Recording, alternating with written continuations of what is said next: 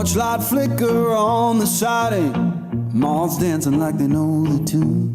Porch light flicker on the siding, moths dancing like they know the tune. Every breath feels borrowed, but tonight the world's in tune.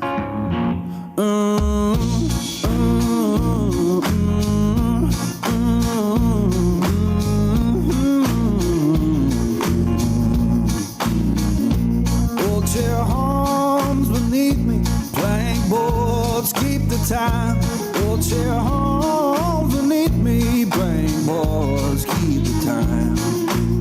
If this sound ain't perfect, that's how I always smile. Someone left the radio humming low next door. Someone left the radio humming low next door.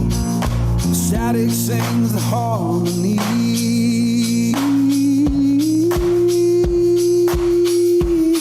I couldn't ask for more.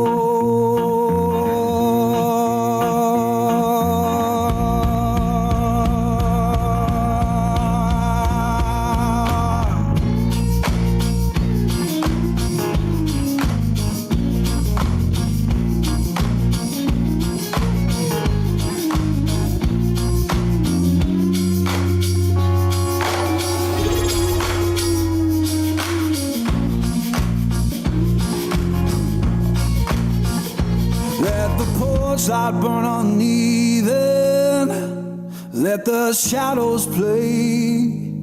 Yeah, the porch light burn uneven, keep the night from drifting away. If this ain't heaven, it'll do for today.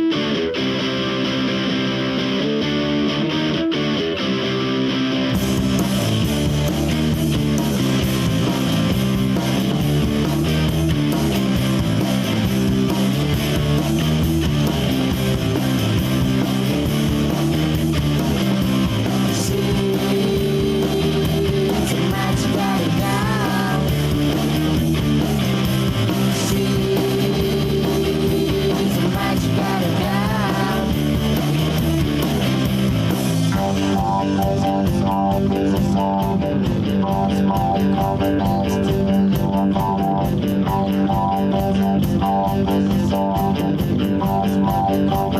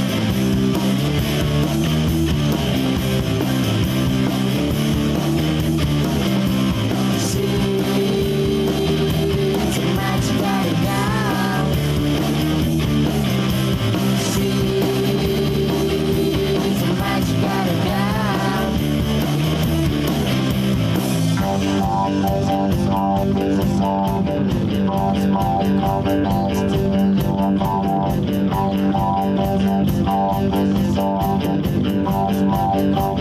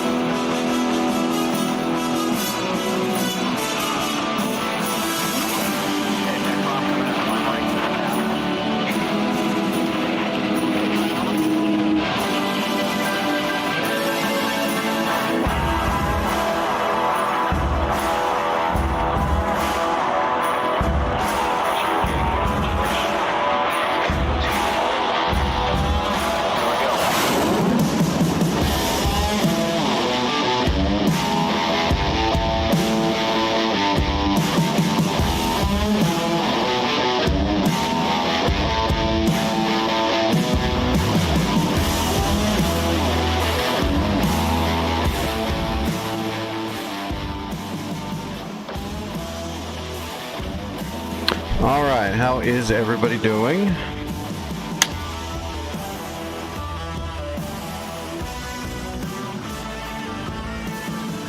Alright, I have not messed with this Hope. I just got this friggin' HOTAS and I've only flown with it for a little bit. So, on the warm-up, I'm gonna grab a Phantom, I think.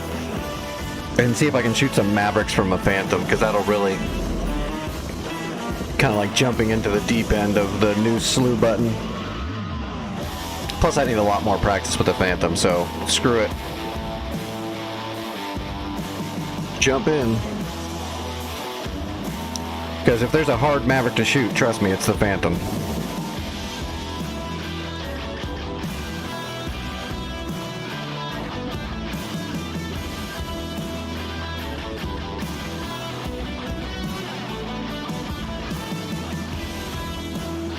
Oh, shit. Hey, Vic, what kind of Phantoms does that Vietnam server allow? It's probably just the TVs, right? It's probably not the Ds, because those weren't invented yet.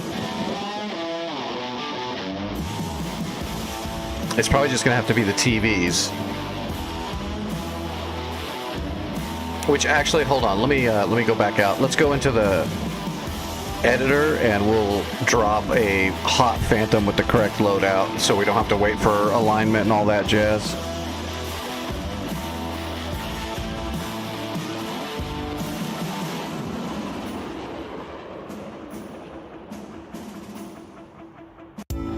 Alright, where is my airfield?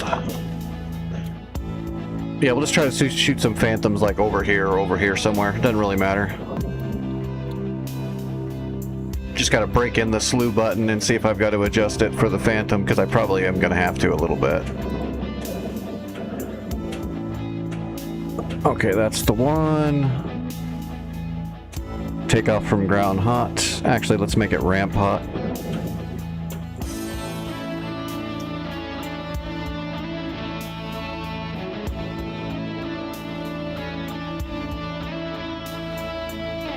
Yeah, 30 flare, 60 chat. Okay, so Mavericks, we can put them on the 8 and 2 pylon.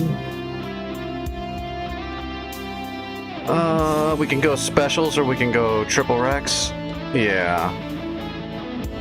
So there's the ABD, but I'm pretty sure on the Vietnam server, it's just going to be the A's. Because the D's weren't quite invented yet. So let's put 3 A's on here.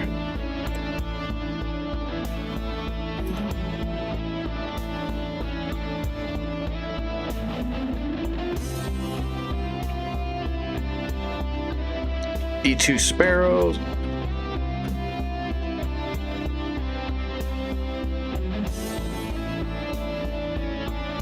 Guess we could do a Snake Eye Ripple.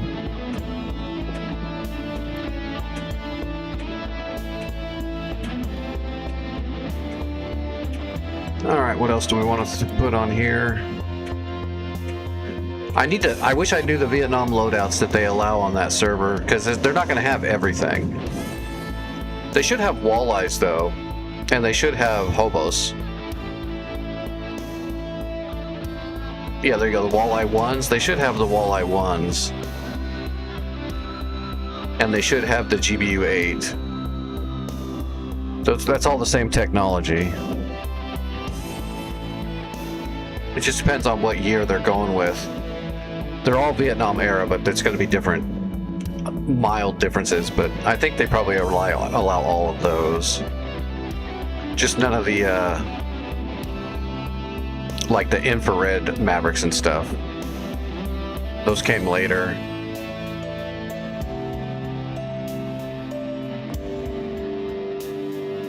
Actually, you know what? Let's do the Zunis.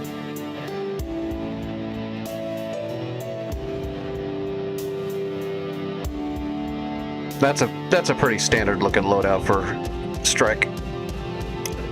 Well, actually, that's probably too many, but that's fine.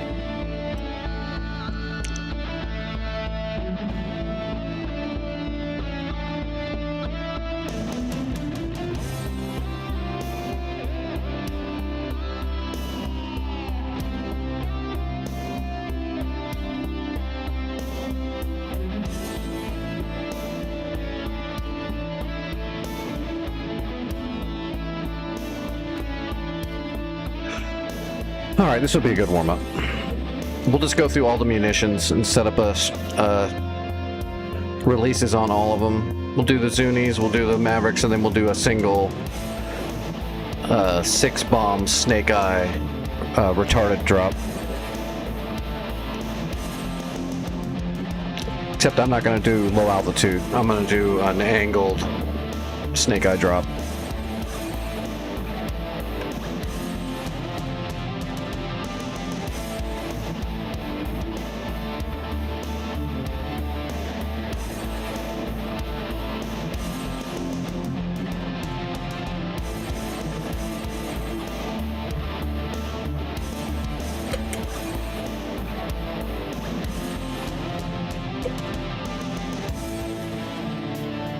He might.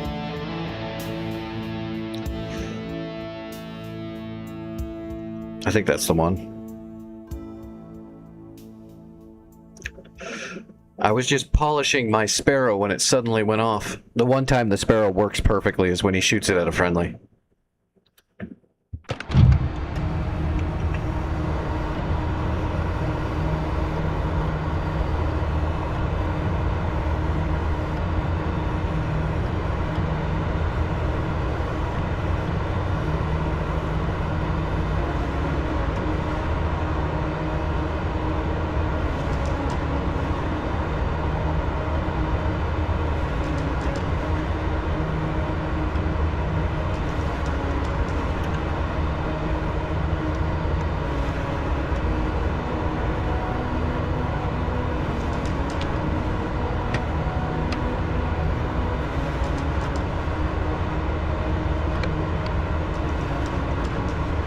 We'll set up the rest of that in the air.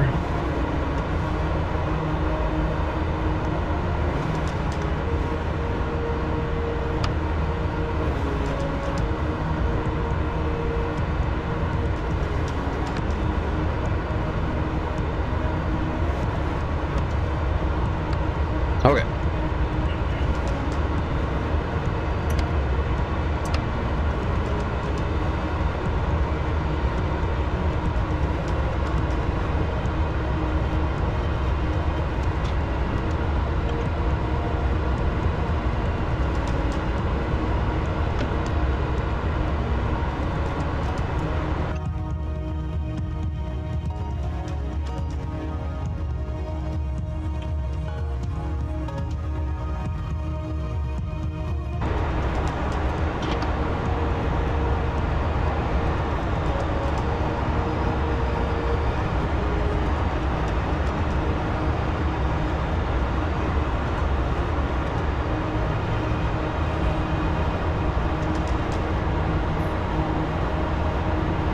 No, you gotta understand, Hatch. His aim is horrible, but for some reason when it's up against friendlies, it's perfect.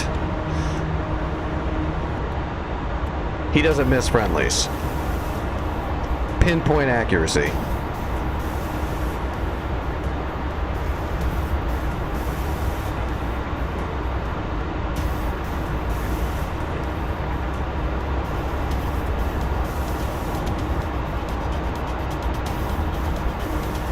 We doing some trench running on this one? Aha, how low? Roger.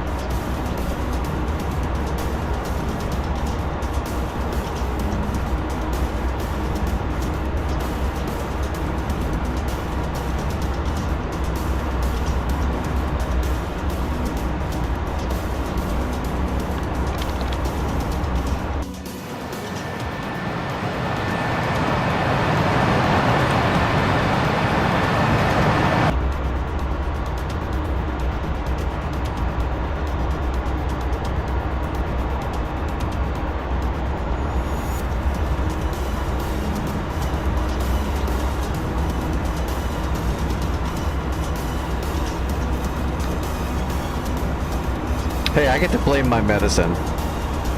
Don't mind me, I'm on drugs.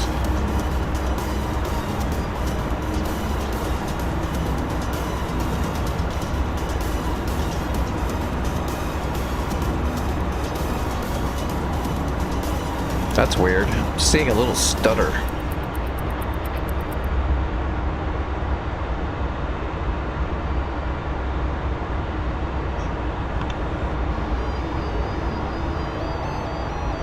I'm always flying under the influence. If I wasn't under the influence, I'd be like screaming in pain, hoping I would pass out. So it's better this way.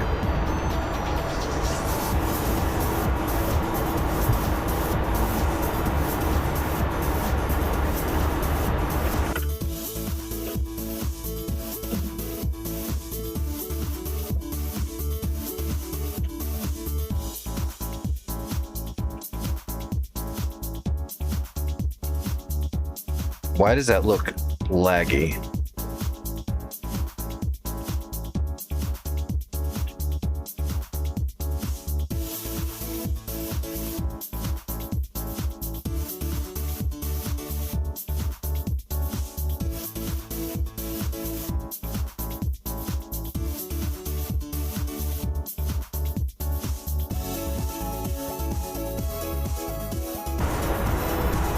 Alright, let's get up in the air and we'll test it in combat and see if I need to make adjustments. I'm sure I will.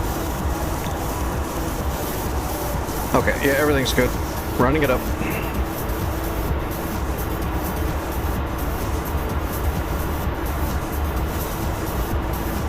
%. Everything's good. Alright, away we go.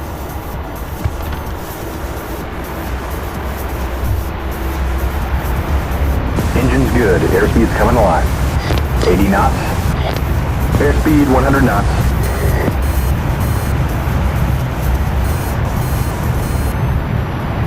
Got mud, 8 o'clock, 8 o'clock.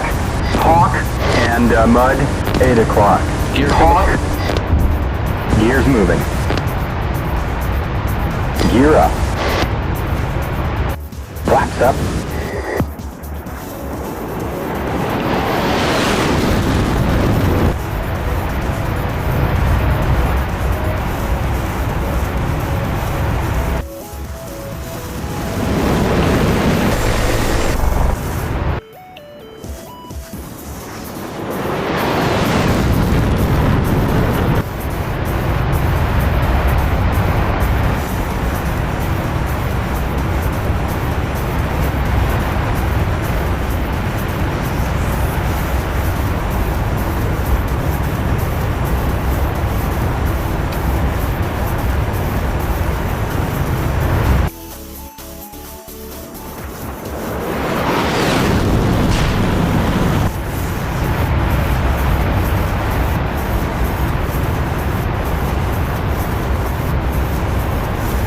We'll go over to the river and let's do Mavericks first. They will be the hardest.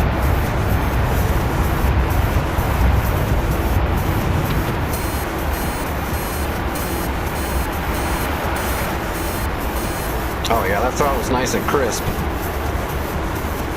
I can hit the cutoff on the burner just so easily.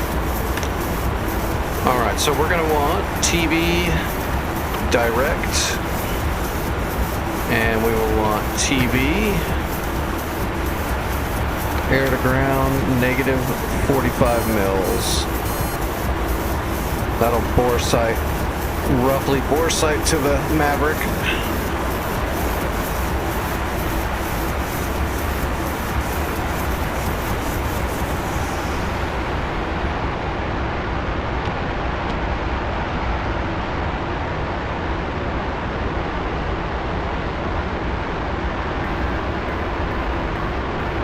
Now we just gotta wait for him to warm up.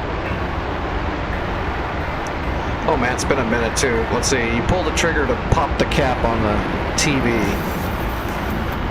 And then you gotta hold down, what is it? Yeah, you pull the trigger to bust the cap off of the TV, and then you gotta hold down the AAR release button, and then you slew it, and then you release the AAR to try to get it to lock onto contrast.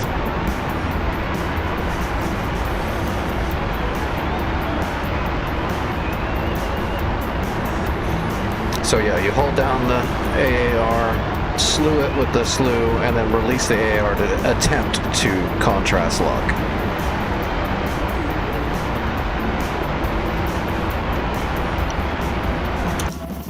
We gotta wait for the Mavericks to warm up period though. It'll take a few minutes.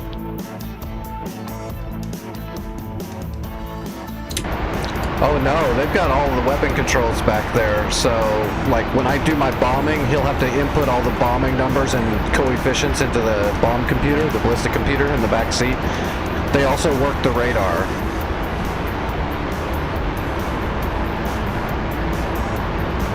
I just pull the trigger on stuff when it's ready. I'll shoot the Mavericks, of course, from the front seat, but all the bombing and stuff, he's got to lock the radar in the back seat. Well, this is a Wizzo. This guy actually does a lot more.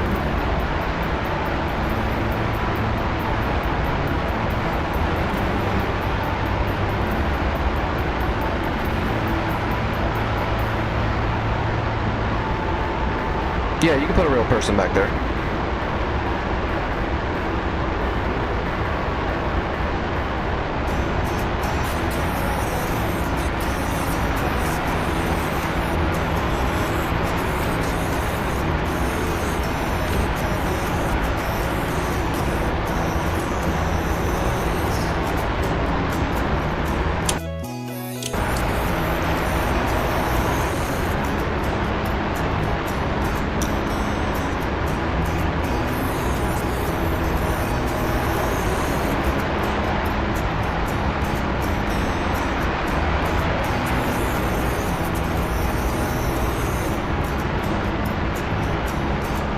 Because I don't have a competent Wizzo that can sit in the back seat and do it all properly and quickly.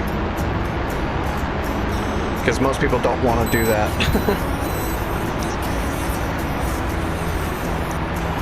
But the guy in the back is the one that would be handling all of the radio, the navigation, and all of the weapon settings pre-deployment.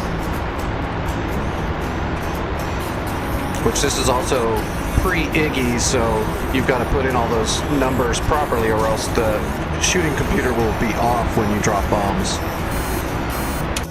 And then of course, because you're using a radar lock onto the ground to calculate all of those numbers, he's also got to be ground locking the radar from the back seat.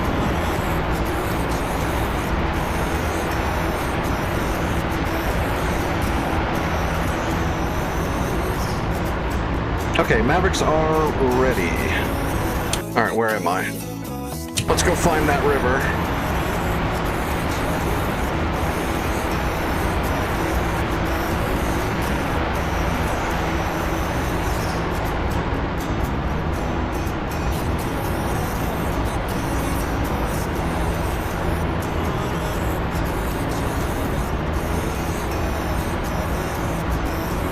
Alright, let's pop the cap.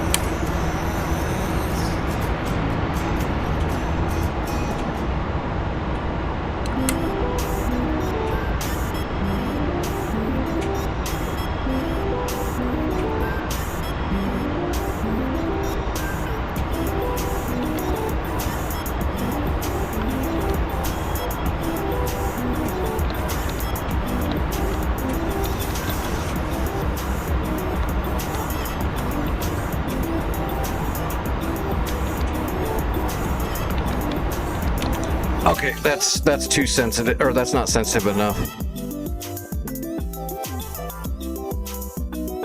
Let's go right back to where it was on default. Go back to 1-to-1. That is way too slow.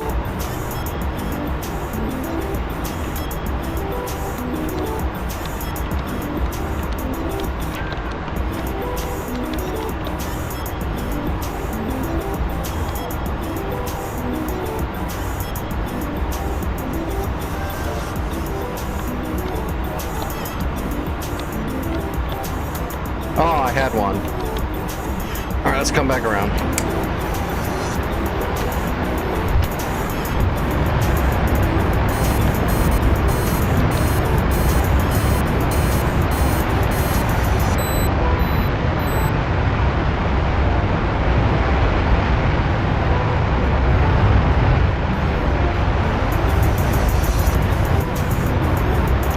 I finally had a contrast lock.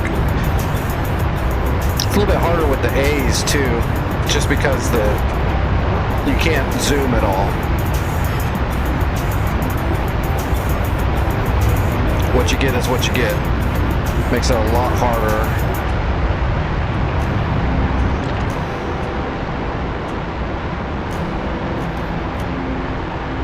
Everything a live one would do if you tell it to. Set navigation points for you, change radios, change the way the radar scans, actually utilize the radar. You can tell them to scan for you, lock targets, so on and so forth. It's actually got a really good intuitive system, so you can kind of give them commands. Although the one that's coming out in the BU for the Tomcat's way better, but I'm assuming that they're going to implement that system into our Phantom Jester in the future.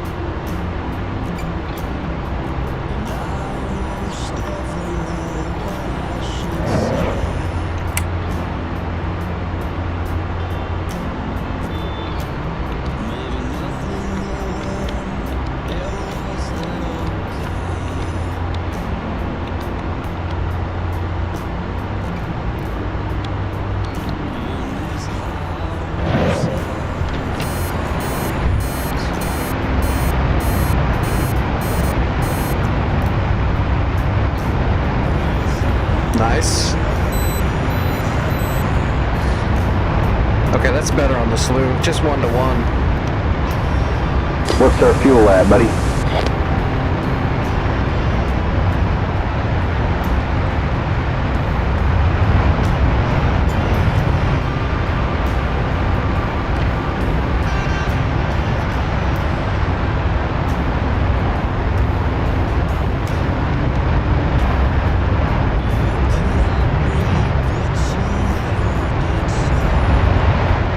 What was that, 2 Mavericks? Yeah, we got 4 left.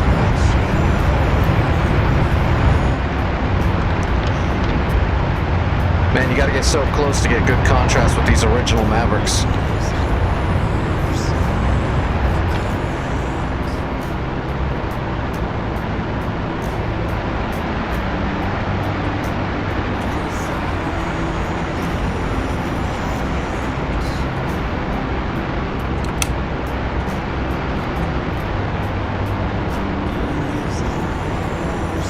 Oh, that sun's gonna screw me, isn't it? Oh, not too bad.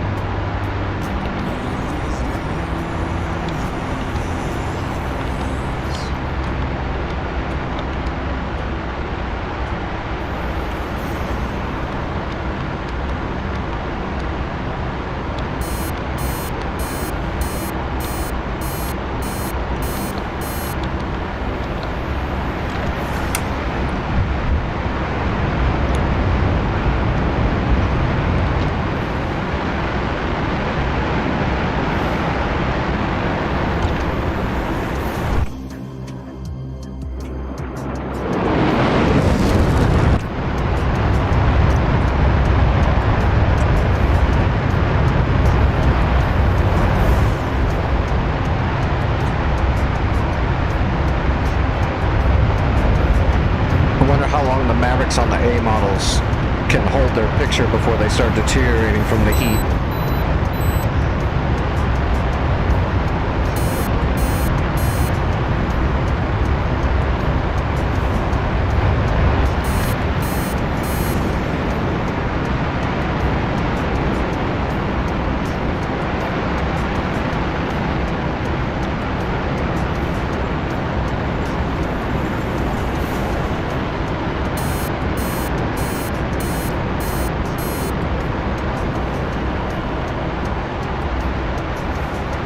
Oh, there we go. That's a good picture.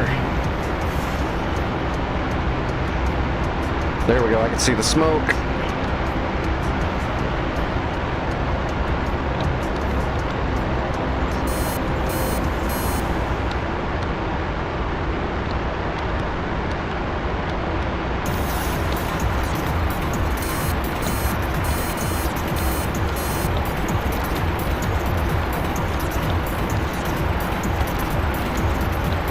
Damn.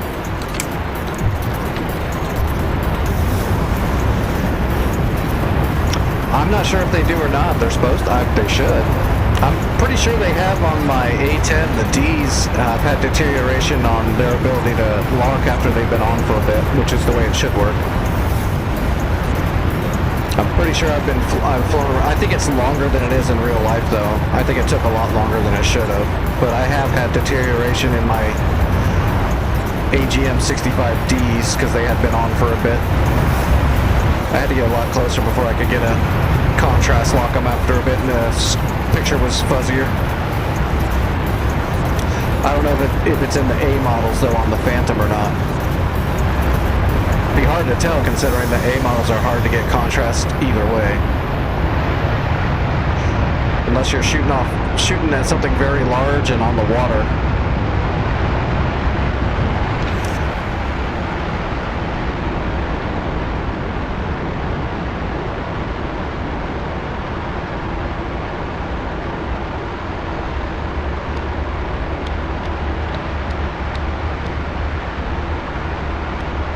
Got it.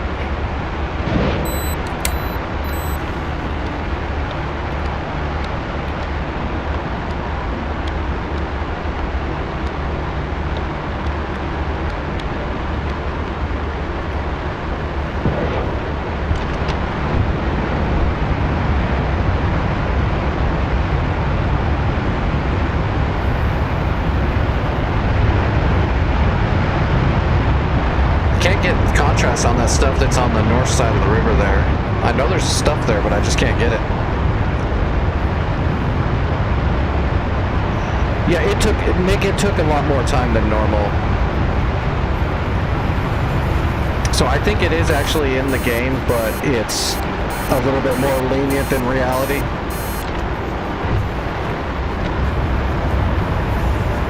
Which is fine. You don't have to simulate everything perfectly to real life, because that would be a bummer.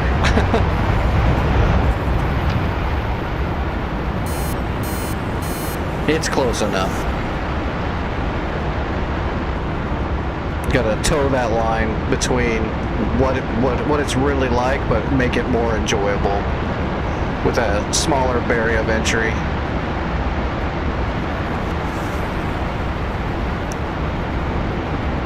As long as the flight models are correct is what I care about more than some of the, the systems all work pretty perfect, but the little things like the overheating and stuff, you don't need to simulate that all the way.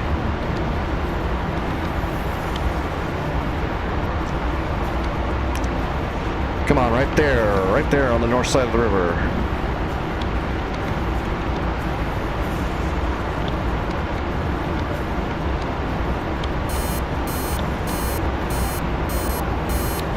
There's one of them right there. Oh, I got it.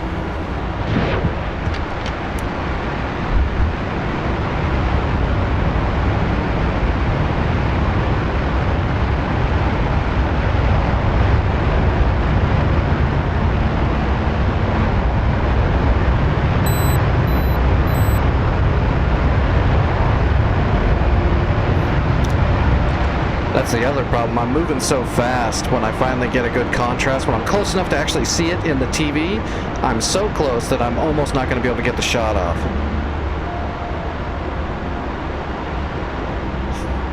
How many do I have left? One? Yeah, just one more.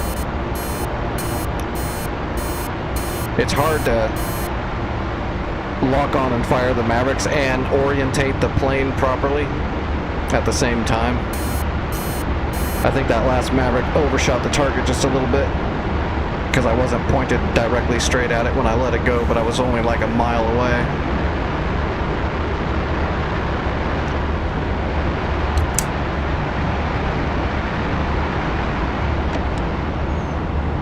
see if we can slow down a little bit and go direct a little bit closer. With the Ds, it's not so bad because the picture stands out more and you can zoom. But these are the original Mavericks, the Vietnam Mavericks, so... Oh, damn it, I had it and I lost it. Got it. Nope, lost it.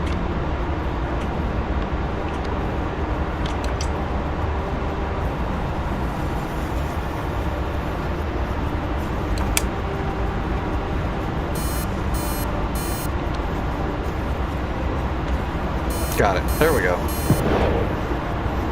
That's tracking. That should be a good hit.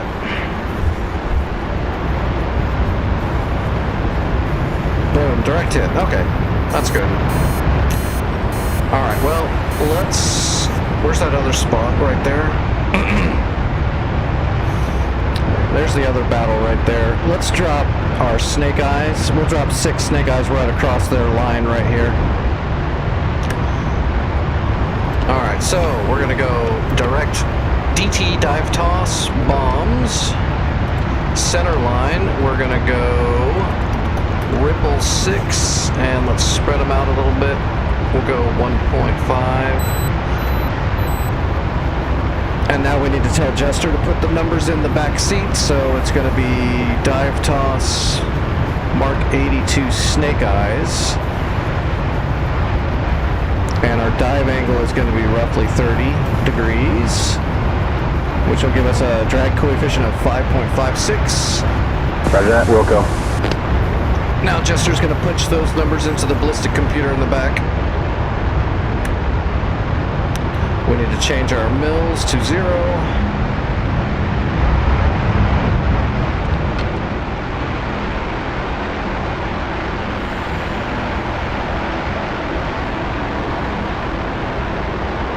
That's the spot right there, right? Right below the bend? Yeah, right below the bend. Alright, let's come back around and get some altitude. So these will be extremely delayed. These are Snake Eyes, so they're retarded. So we'll be able to drop them and then turn around and watch for impact.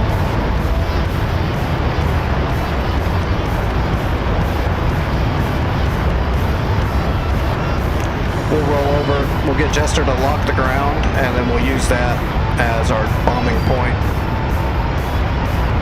And then we'll toss from there. Okay, I see him.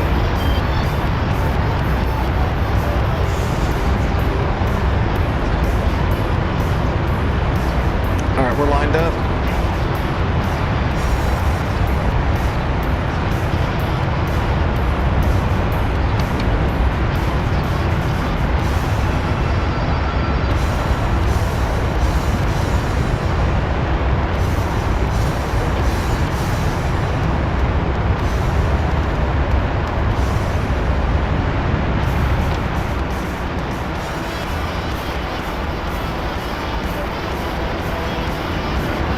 Alright, rolling in. Locking the ground. Captured.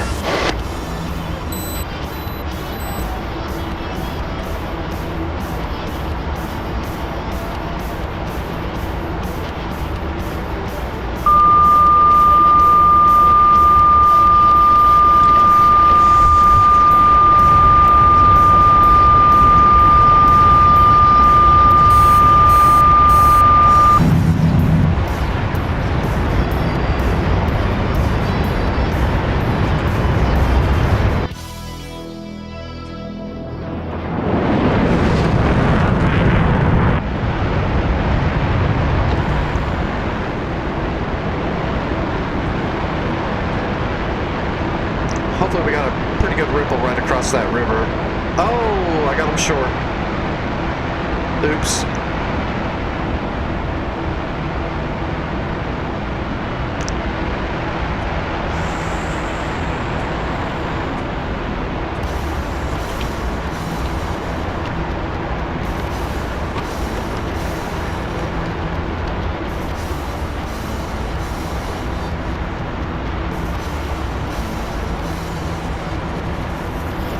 Well, my dive angle was not near as good. I was probably at about 25 degrees. And then I didn't hold steady speed. I was gaining speed a little bit too fast. Should have came in a little bit steeper and done a pull-up.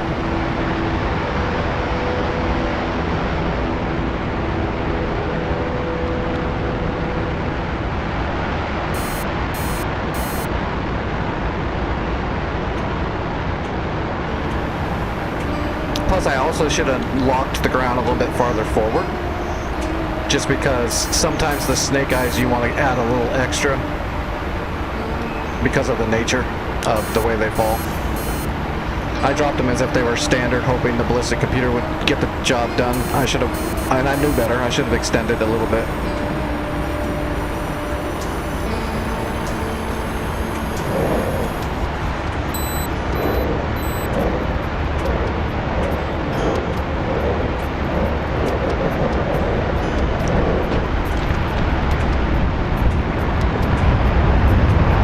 Got good hits with the Zunis.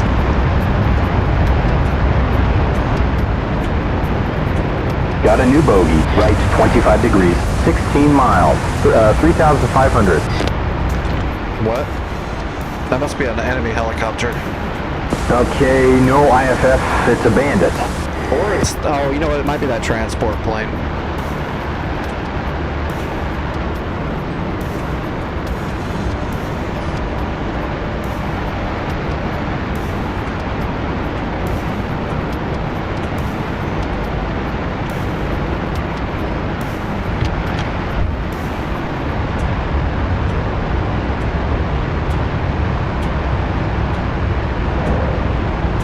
Oh, that's it.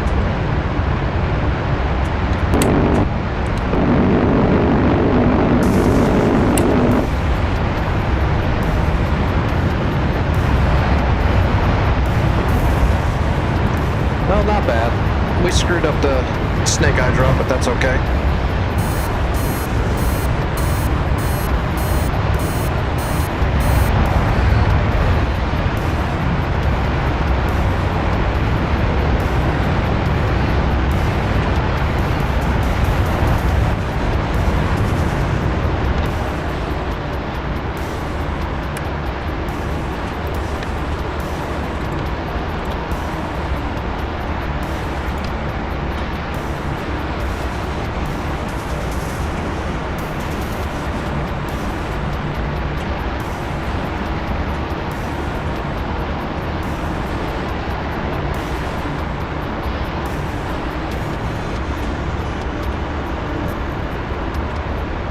Roger that.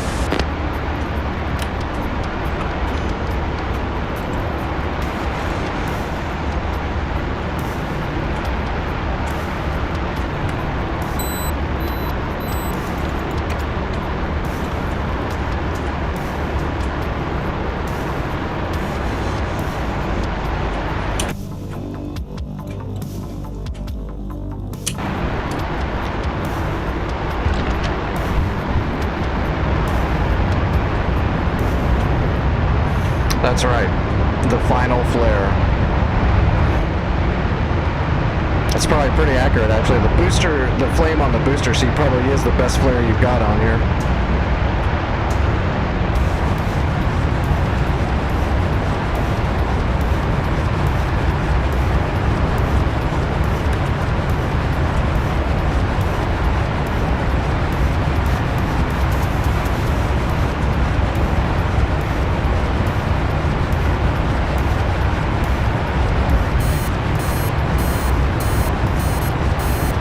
Back to regular scan.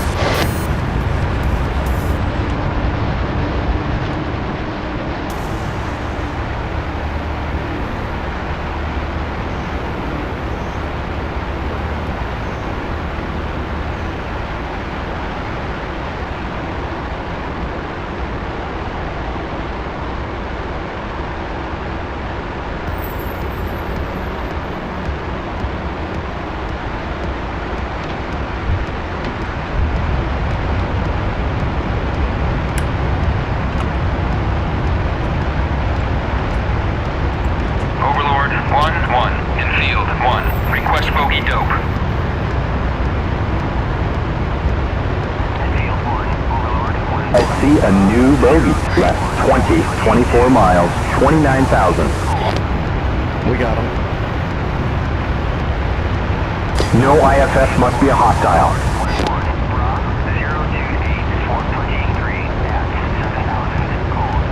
Copy that.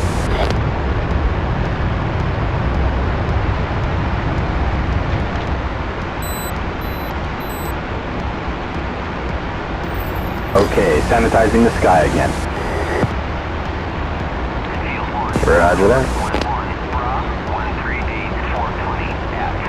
Locking Bandit, right 5, 19 miles. Okay, good luck.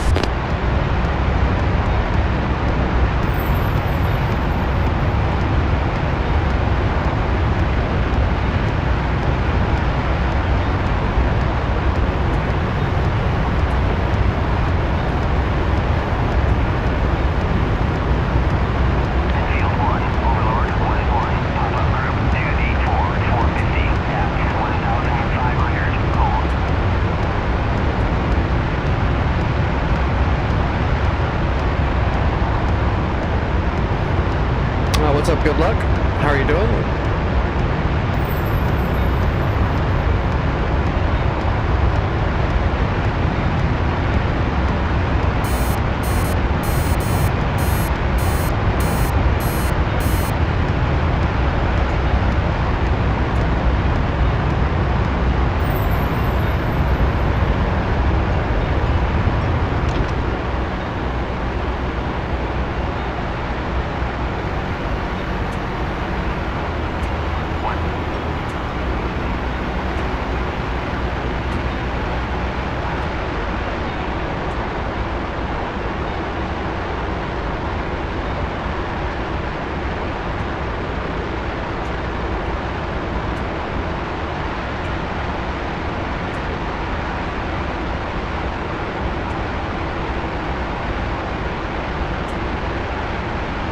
Here we go.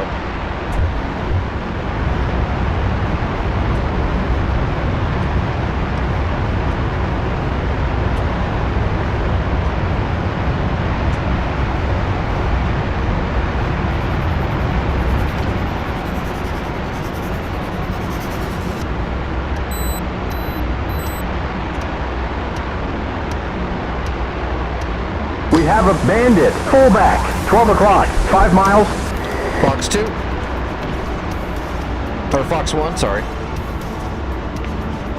That's a Sparrow. Oh, we got him with the Sparrow.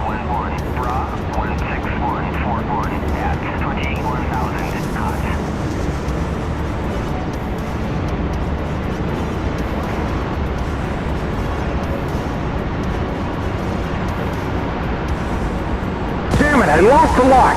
All right, scanning the sky again. The Bandit is going down. Okay, sanitizing the sky again.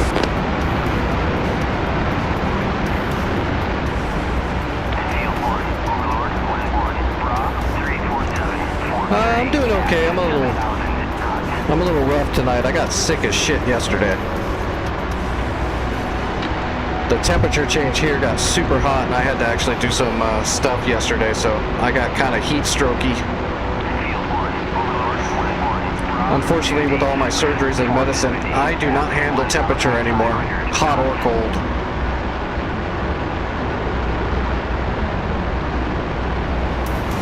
I try to, but it doesn't work out most of the time. So I'm doing all right, but I'm a little fatigued today.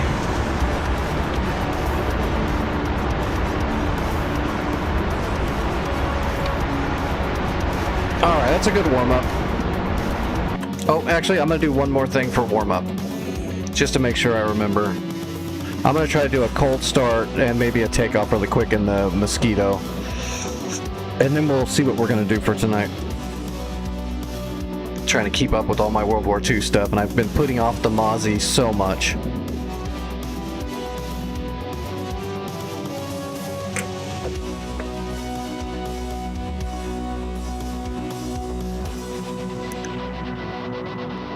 Do I have a Colt? I should have a Colt Mozzie here.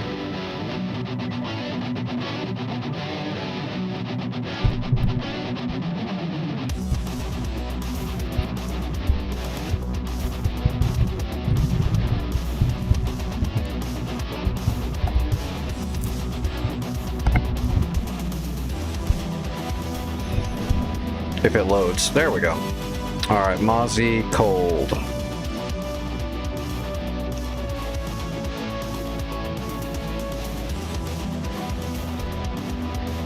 Whoa.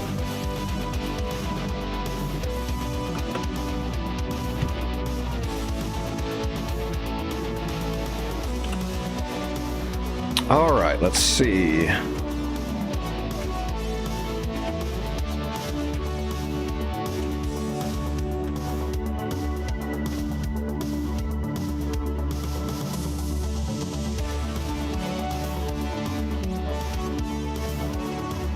I better split the throttles for the startup.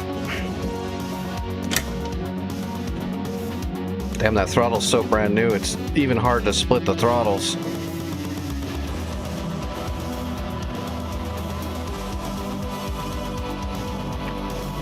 Oh, we need to tell them to start priming the engine. I'm gonna stop the music for this so I can hear them and hear the engine. All right, ground crew. On the starter. Prime the engines. Copy.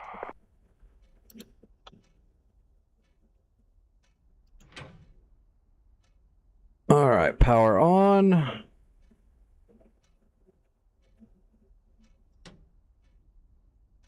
That's the transfer fuel pump. We don't need that.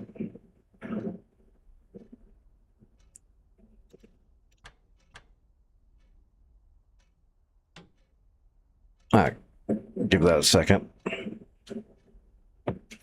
Make sure the brake is on.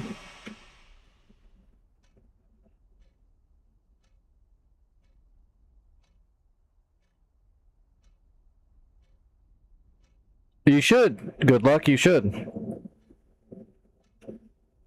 Hello, Shane, how are you doing? All right, so left engine magnetos on. Let's crack the throttle just a little bit. We're gonna spin it over a couple times to let the oil circulate, and then we'll kick it. So circulating, we'll let about 3 revolutions come around. All right, now let's kick it.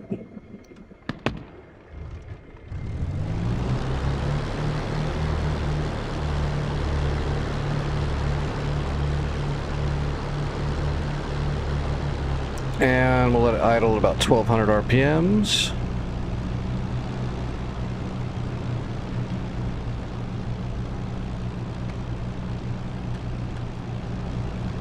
All right, same thing on the right engine. Crack the throttle. Circulate the oil. Kick it. Oh wait, turn the magnetos on.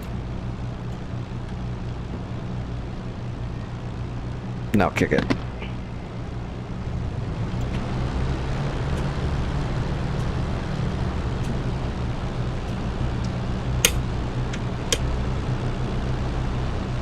All right, latch the throttles together.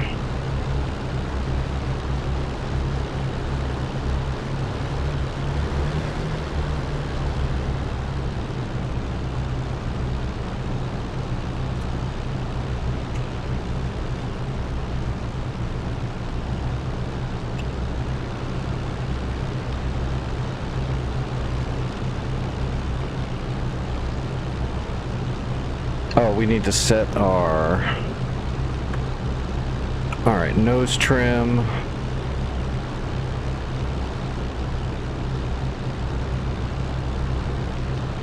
We don't have a bunch of bombs, I don't think, so... I don't think I have anything on here, so we can just probably go 1.5. About like that. And then we'll set the rudder trim to about the T. Alright, open up the radiators. Gun camera, we don't need the lights. We don't need the rest of that.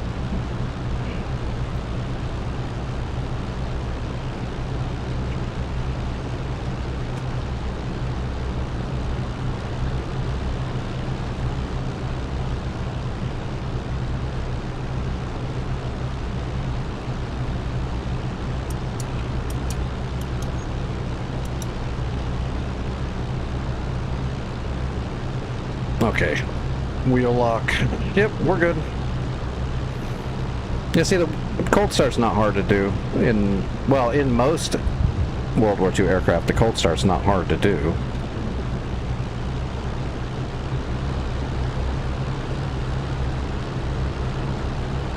Alright, we're just waiting for the temperatures to come up.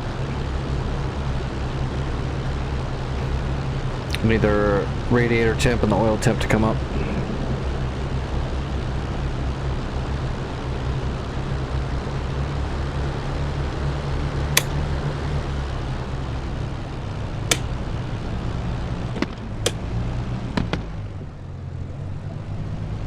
Just trying to get the throttles latched a little bit better.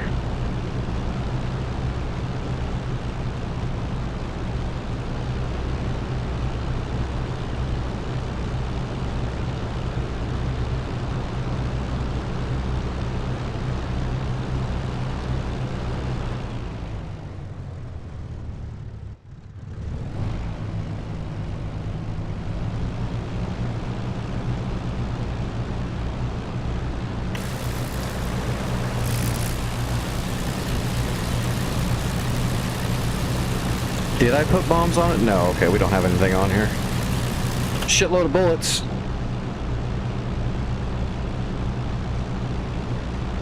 Got 8 guns on this thing. 4 and 4.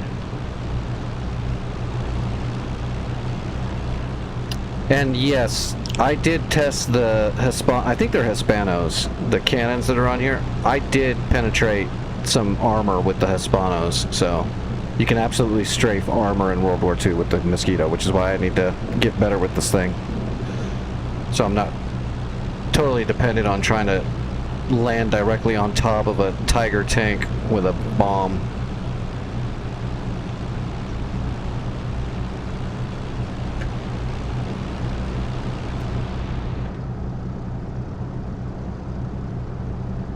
Okay, let's start taxiing. Does this thing have chocks on it or anything? Nope. Just the wheel brake. So taxiing British aircraft sucks, by the way. So it doesn't have rudder steering. It has differential braking, but you don't have differential brakes. What you have is a single brake lever, so you have to use the rudder and then brake with it. And where the rudder is positioned is how much differential braking it actually does. So it's really, it's just dumb.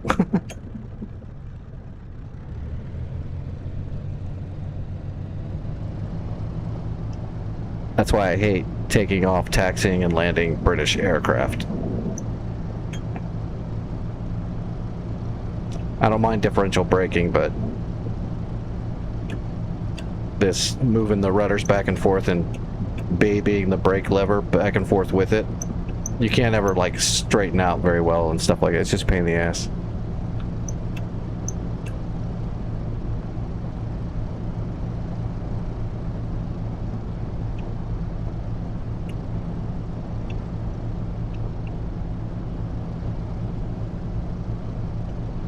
Sure, once I do it for a while, I'll get way better at it, but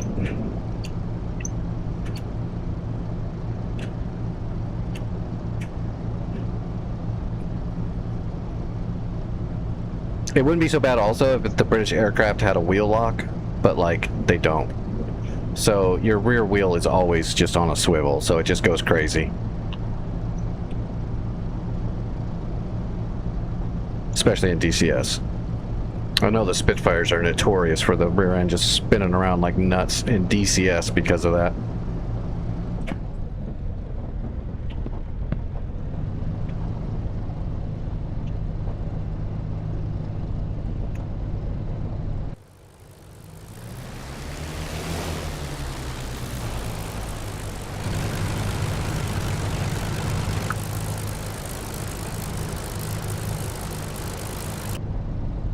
I love how there's just flames coming out of the exhaust right next to your plane that's made out of friggin' balsa wood.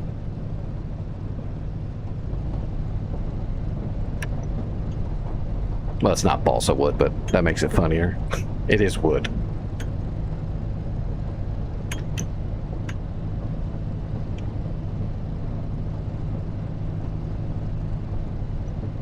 Wooden sheet and thin sheet metal.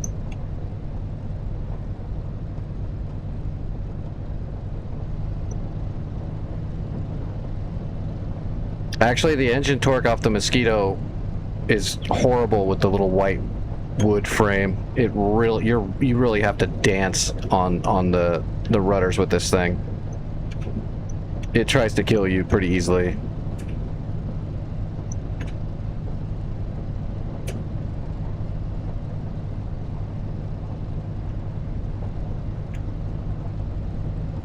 It's definitely an art form. It'll be fine once I get used to it, but I'm definitely not used to it yet.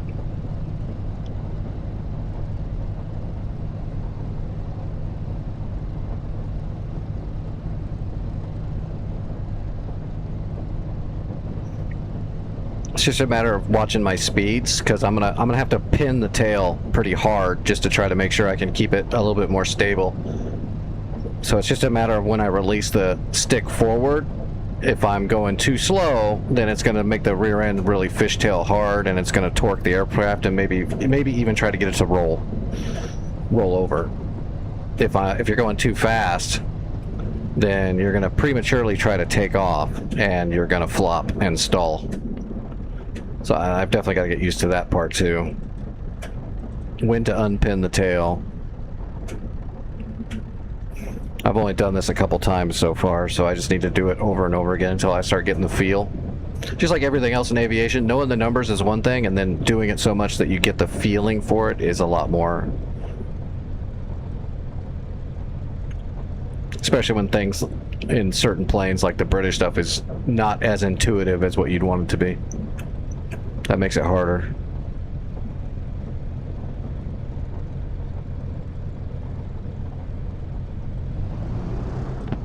Hey, there's nothing wrong with playing games. Doesn't matter how old you are. Entertainment is entertainment. I'd rather see someone play a game than use a needle or the countless other ways people entertain themselves.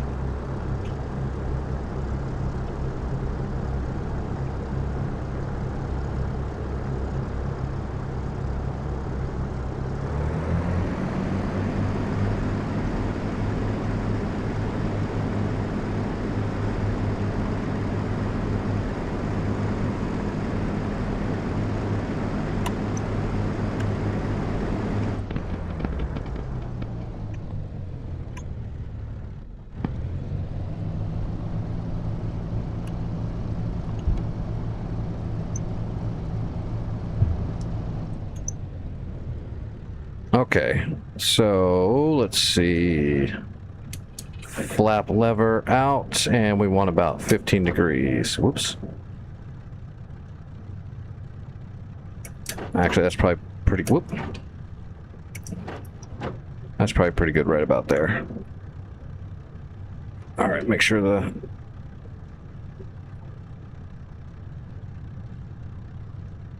landing gear lever is locked.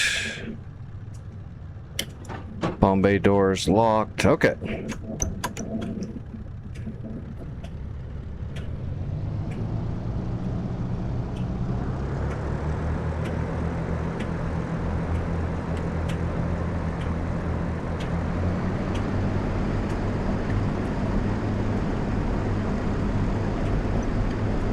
So we're going to pin the tail until we start getting close to 100 miles an hour on the ground. A little bit before that, I'm going to let the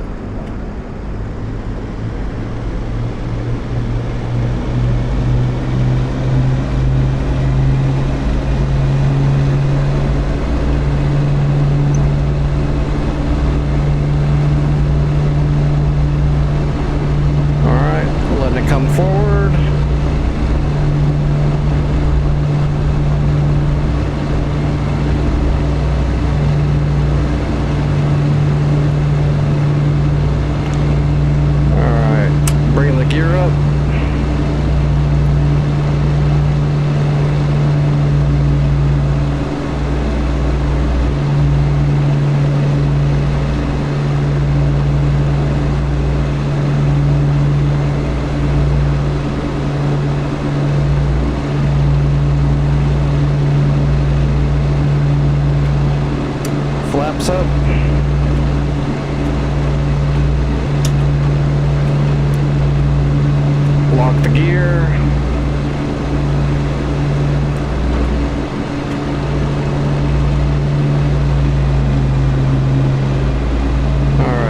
bring the boost down to about 8. And bringing the RPMs down to about 2,800. Okay, we're cruising. That worked out pretty good. Could have been worse. It was a little squirrely, but I don't know if I'll ever be able to do a Mosquito perfectly straight all the way down the runway. Not until we have ground friction.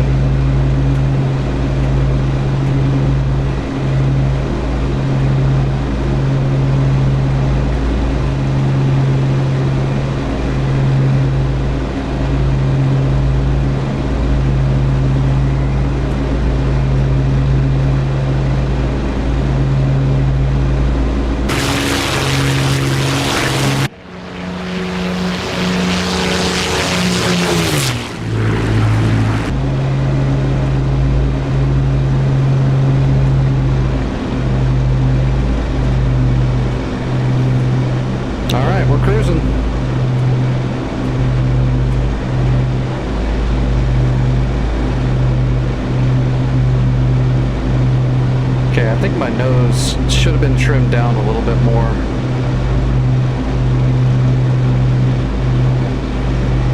I think the aileron needs to be trimmed a little bit. We're completely barren, so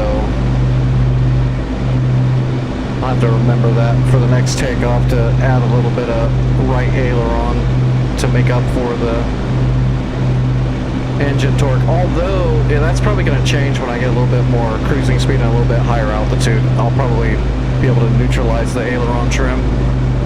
For takeoff, it looks like it needs a little hair of aileron trim.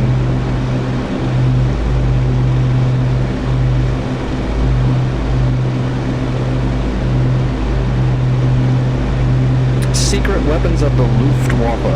I'm not sure I know that one.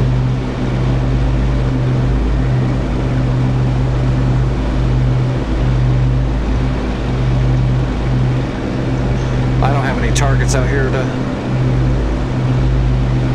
shoot the guns.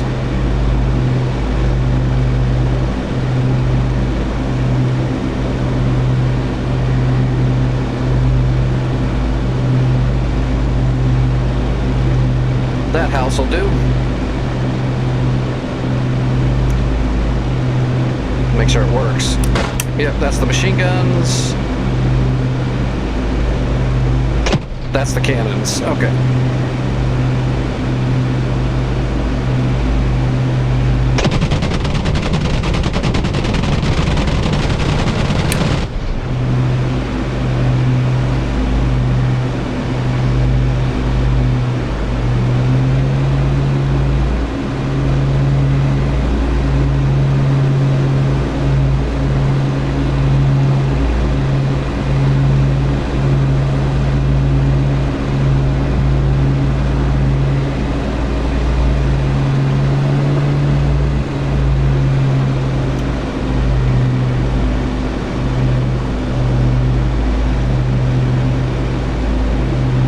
I'm not familiar with that one.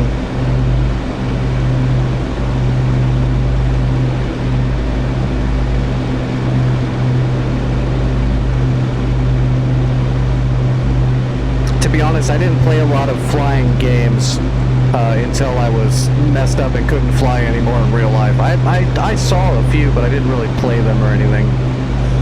Again, I'm more of a gamer now than I ever was before. I game now because I'm stuck on my ass most of the time because I'm all messed up.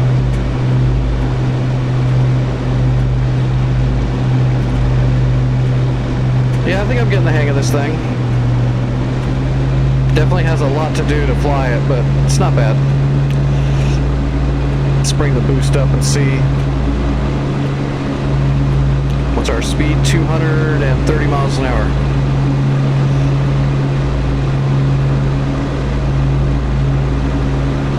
Oh, it doesn't like that at all.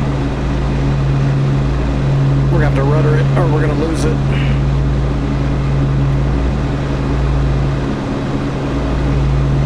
Yeah, it doesn't like that at all.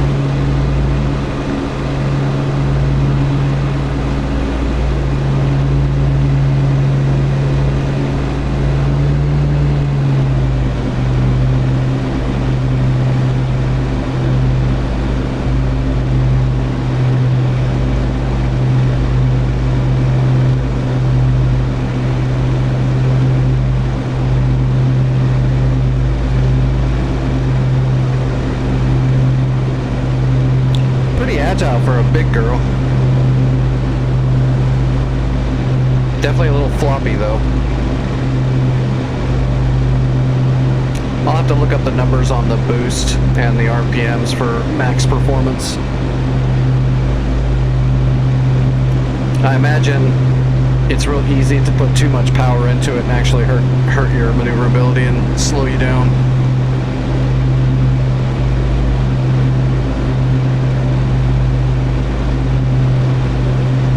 But it's not like you're doing acrobatics in this thing. It's not a dogfighter. It's a strike craft.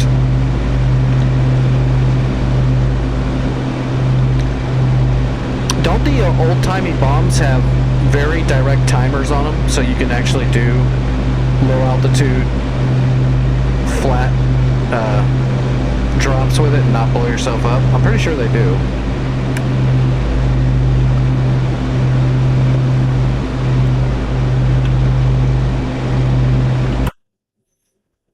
Let's see.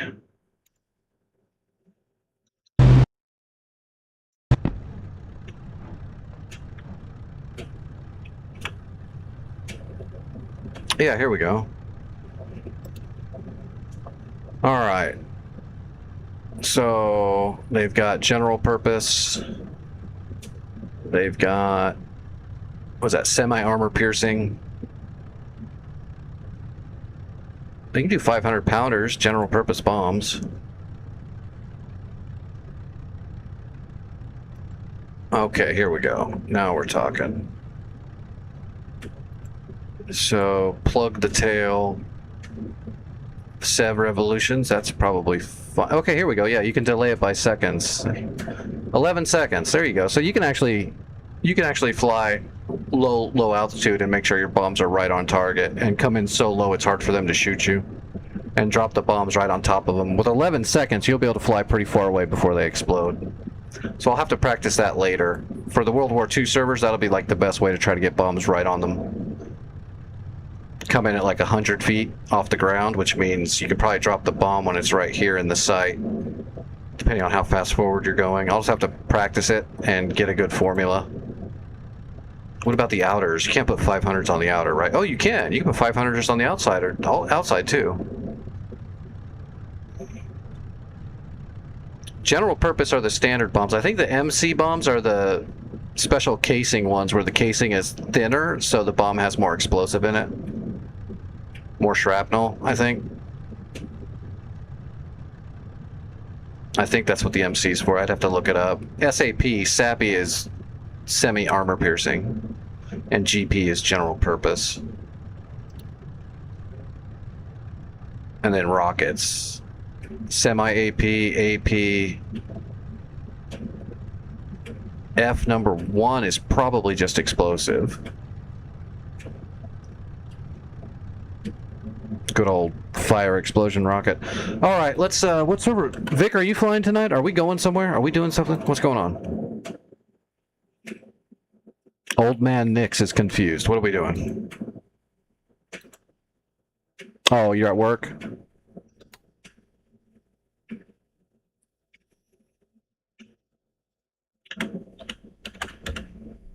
Let's see. Let me use the restroom really quick before we get started, and we'll see if there's anyone on any of the North Pole servers.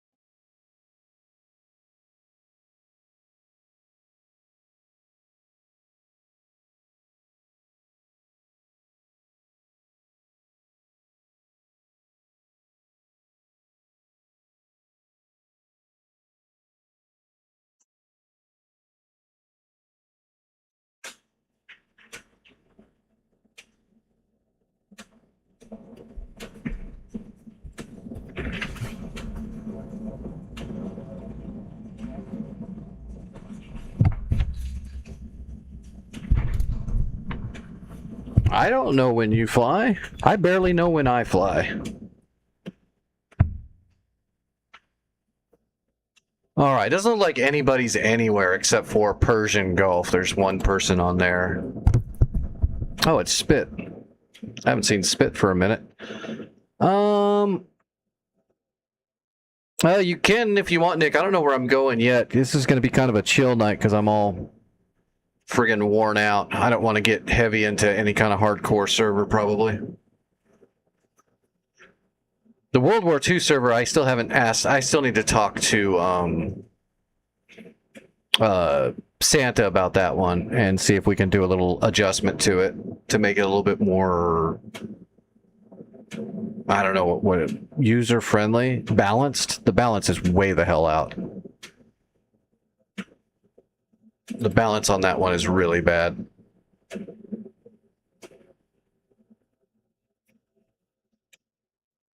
Might just go over to like return to pre-contact and just help out the team over there if there's people flying. There's plenty of people on return to pre-contact actually. What about Syria? Nobody.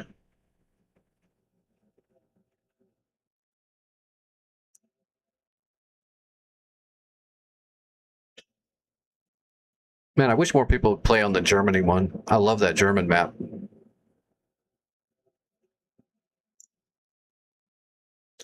Or, isn't there... What's up, David? I don't know what server I'm going to be on. I'm just kind of chilling tonight, recovering. I don't have any set in stone plan. There needs to be more friggin' World War II servers.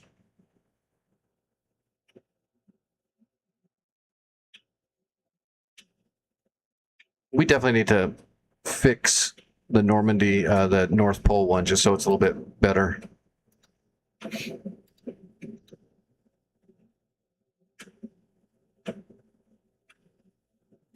All right, let's look at Syria and see how far along it is. The only thing I'm worried about Syria is there's nobody there, so that means if I take off, the enemy will all come at me.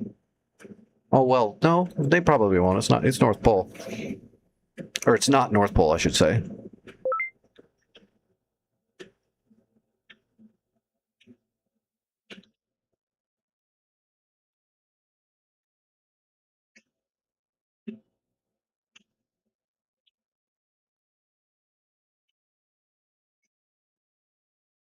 Vic, you usually fly on my Friday and Saturday, which would be your Saturday-ish and Sunday-ish, I think.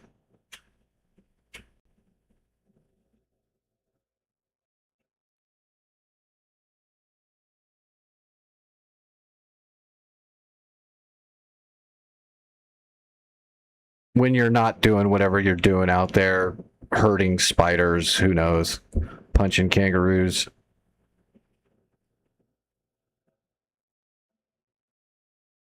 Running from giant medieval ants. I don't know, where I live, everything's not poisonous trying to murder me. The only things trying to murder me around here are people. I can handle that. All right, what do we got? Boats. Oh, somebody already killed most of the boats. All right, so we need to capture Basel, which means we need to stop this Sam. Whoa, whoa, whoa, whoa, whoa, whoa, whoa. Oh, yeah. Whoa, whoa, whoa, whoa. We lost our music. Okay. All right, SA2. There's the fan song. It's in a tree line. And an SA-15. And a gecko. Do they have an actual Sam at Basel? No. They got a gecko. Okay. Oh, and a Tor. Okay, so there's a Tor and a gecko. So we need to kill... We actually don't need to kill the Tor here. We just need to kill the fan song. But we'll kill the fan song and the Tor, and then we need to kill this gecko and this Tor. That will open up the place for us to attack. Oops, I guess I should spawn the plane. Come on, DCS. I thought I wanted to be in a plane. It should have spawned it for me because I thought it. What are you doing?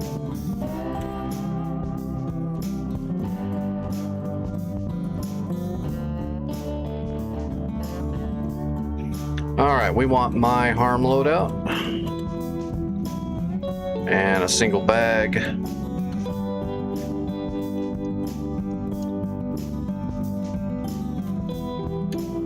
God, I haven't actually flown a Viper in a while, it feels like. Doing all this World War II and Cold War stuff. Or Vietnam, I should say.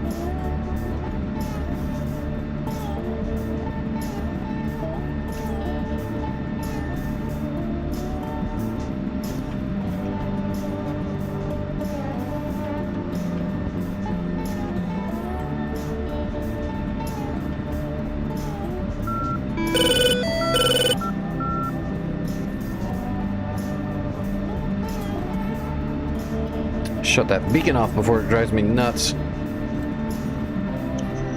Alright, we're in Incirlik, yeah. So we're gonna hang on right. Actually, we can take off from this part of the runway right here.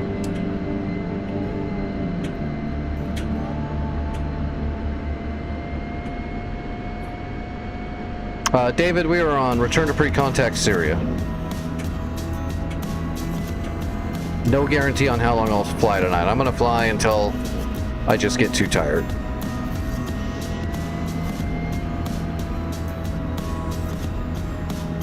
Oh yeah, the slew. I keep forgetting I have a whole new throttle.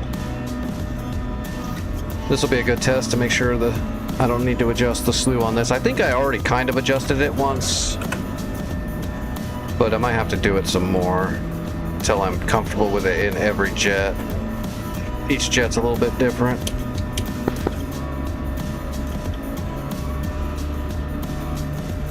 Yeah, okay, I already do have a setup on here.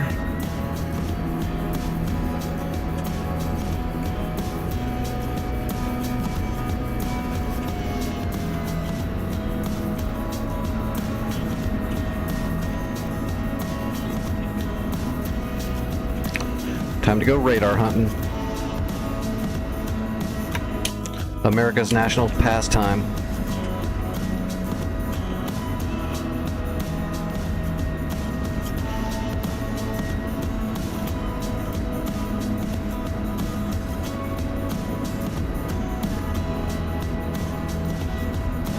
We could have come out of Hatay too, but we don't have that much ground around Hatay yet. Probably better to come out of here. We can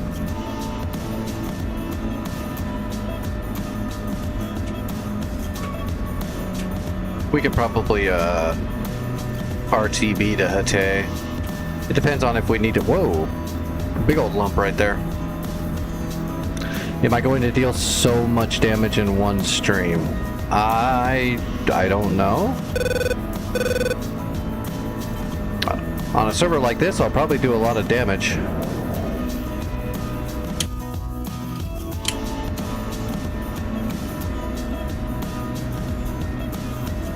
But everything might also work against me.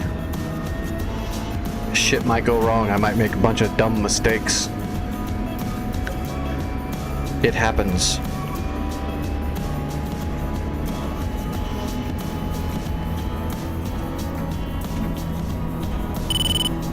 Alright, mill power.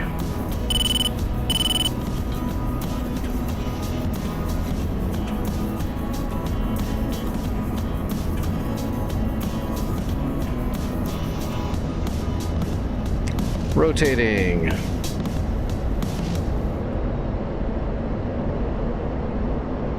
Gear coming up.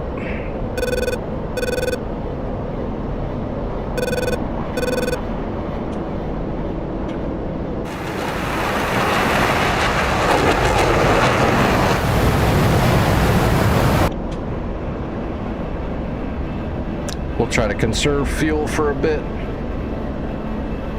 Alright, what is... Oh, I don't remember the numbers over here. I think it's like 11 or 12. Oh, there's a bunch of fox bats and fish beds over there. Let's try 12.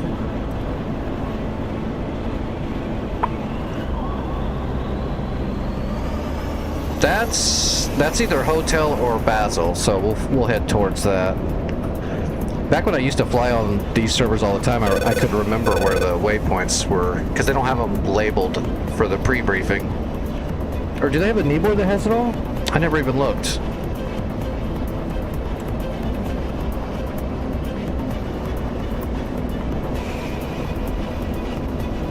Yeah, it's numbered on the map. Maybe? No, it's not.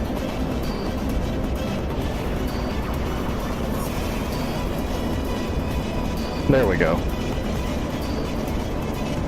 No, it's not labeled.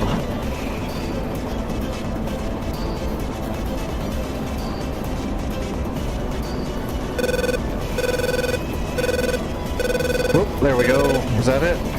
Waypoints. Okay, Basel is 12. Okay. So that waypoint is Basel. The first place we're going though is Hotel, which is probably 11 then.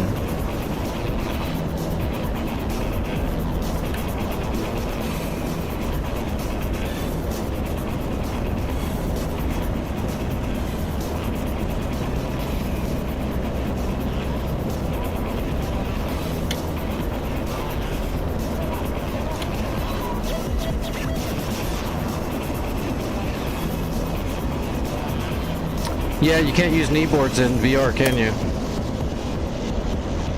Yeah, I like the kneeboard, especially, you know, once I started downloading all those different pages to put them in personally, you can really use your kneeboard for a lot.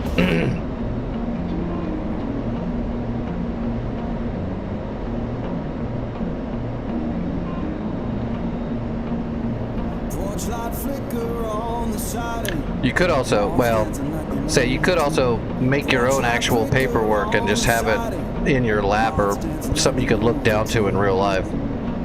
I did have that before. I had my own little kneeboard. I was thinking about making my own kneeboard on my tablet, which would be extremely realistic. But that's a lot of extra work. Counter.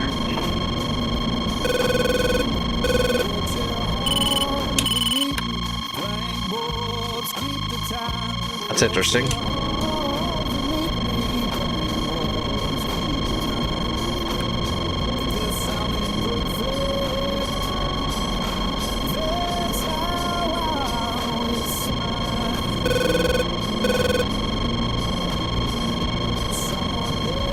Okay, there's the SA-2.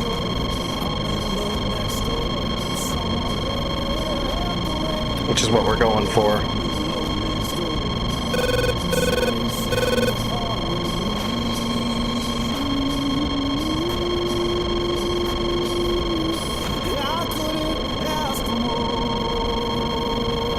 So we need to kill the SA-15 and the SA-2. There they both are. There's the 15.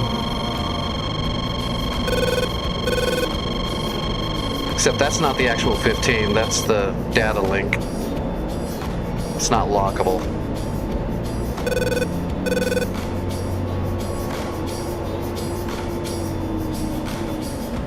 Look at all that fuel we still have in the bag. And we're up at 25,000, 26,000 feet.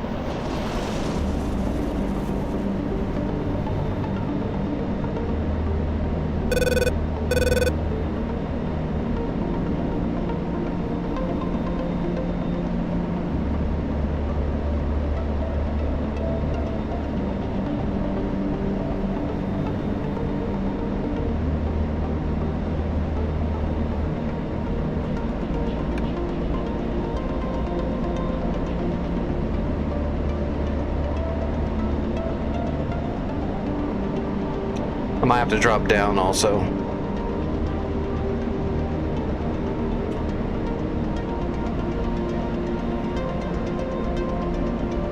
Well, I mean, like, if I've got a tablet right here next to my desk that I use to communicate with the outside world.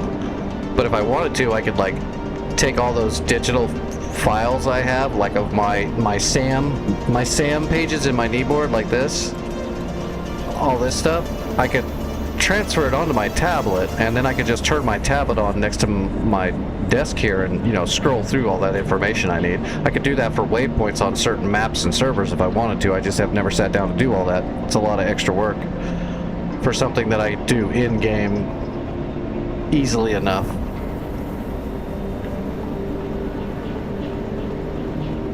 Okay, there's the actual gecko. We'll go ahead and start triangulating off of it until the Tor turns on.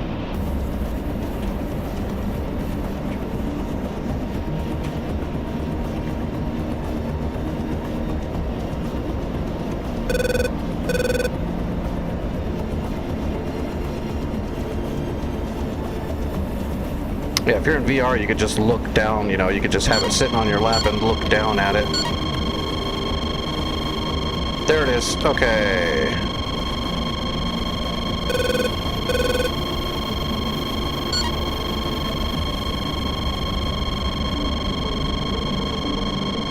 We are waiting for a PGM on the Gauntlet.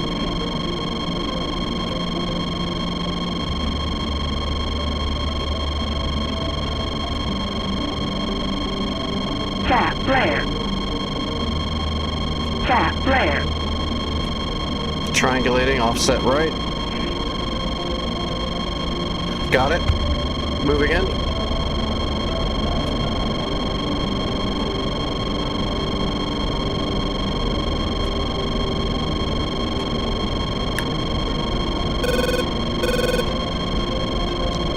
Magnum 1.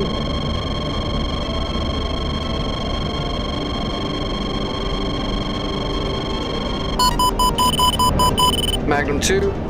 Shoot. You know what? I lost the lock on that. Tap flare. Tap flare. Tap flare. Tap flare. Tap flare. Tap flare.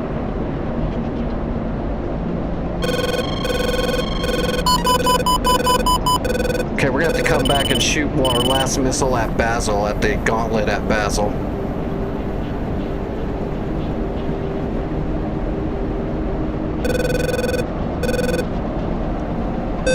Tap flare.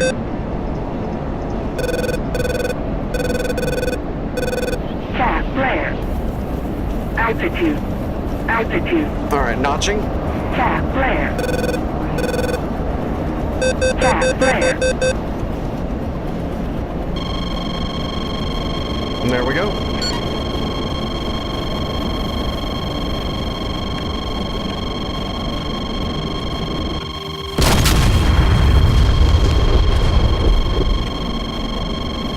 There goes the Tor Gauntlet, and hopefully we got the SA-2 as well. Yeah. Okay. We might have to come back anyway, though.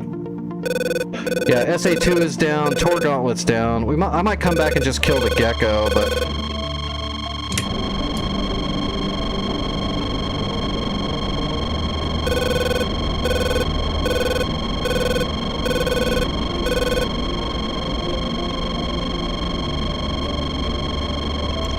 We'll come back and hit Basel next. Gecko turned off.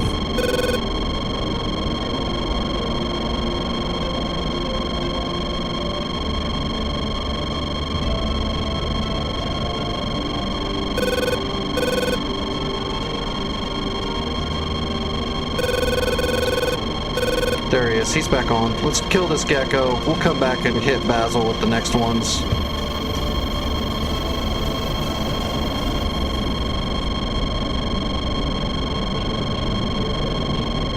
Bag is empty. We'll dump the bag after we get this missile off and head home.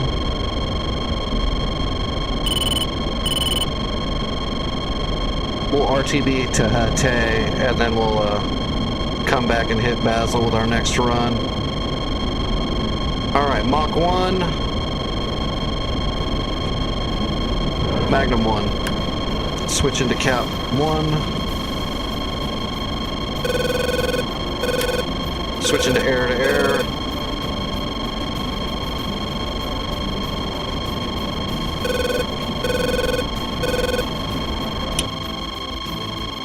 Yeah, that's that Fox bat. Figured he was gonna try to sneak over here.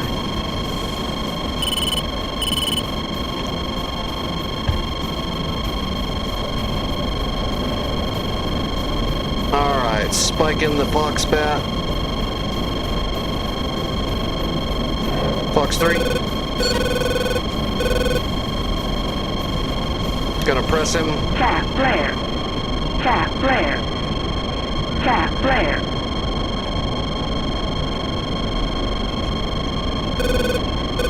Fox 3. Cranking.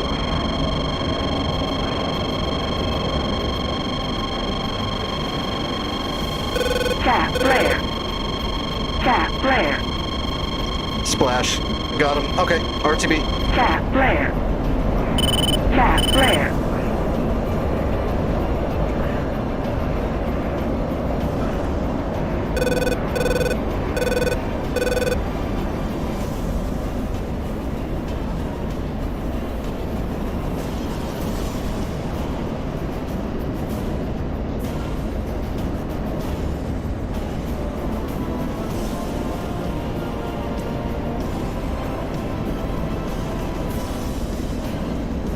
Alright, losing the bag.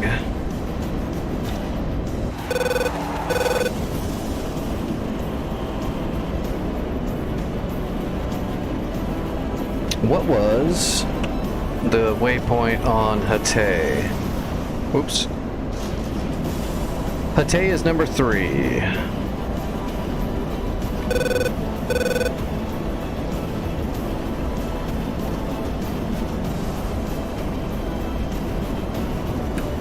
Let's make sure that's definitely it. Let's cycle.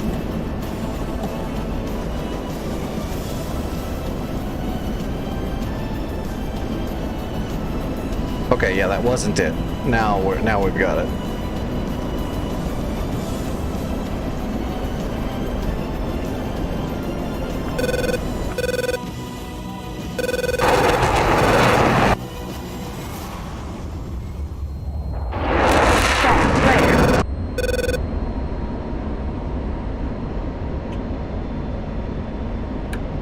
All right, let's pull magnetic off of Hatay 040.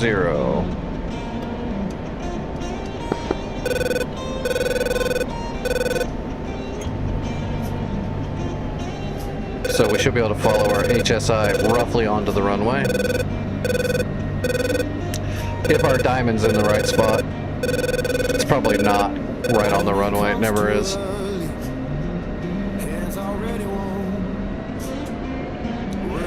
Oh, we have so much fuel.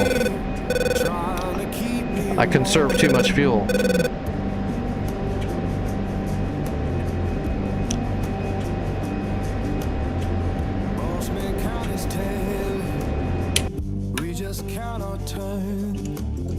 Delta is neutral. Oh, looks like we got some people in Aleppo.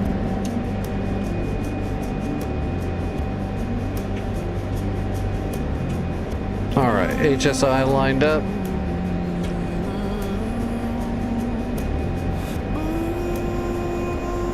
We should be looking roughly right down the runway.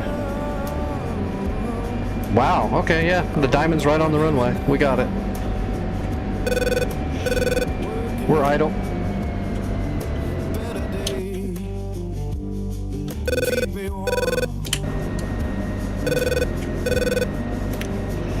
Board's coming out. We're just gonna go straight in. We're just slot in on final.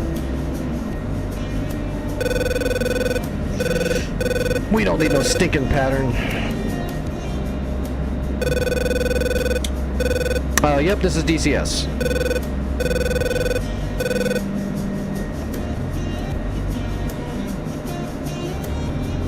People talk about difference, but I just see the same. Did we get the gecko? We did not get the gecko. He must have shut his radar off. Doesn't matter. We'll come back. We got to kill the Tor Gauntlet and the gecko here, and then we'll grab a helicopter and we'll attack Basil directly from the ocean. We'll do an Apache flight off the Tarawa to the south. We'll just go up the coastline. We just got to kill the gecko and the Tor Gauntlet. Altitude. Altitude. With those out of the way, I can get in there with an Apache and kill everything. Alright, gear coming down. Sing it clear and kind. We all walk this same good earth, just trying to ease our mind.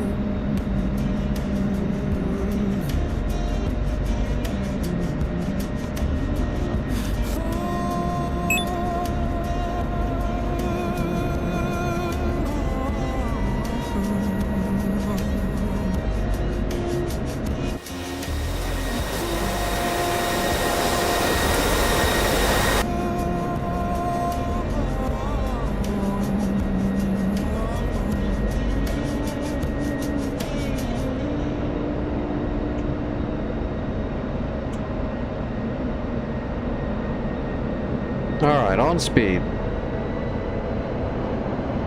Out of time.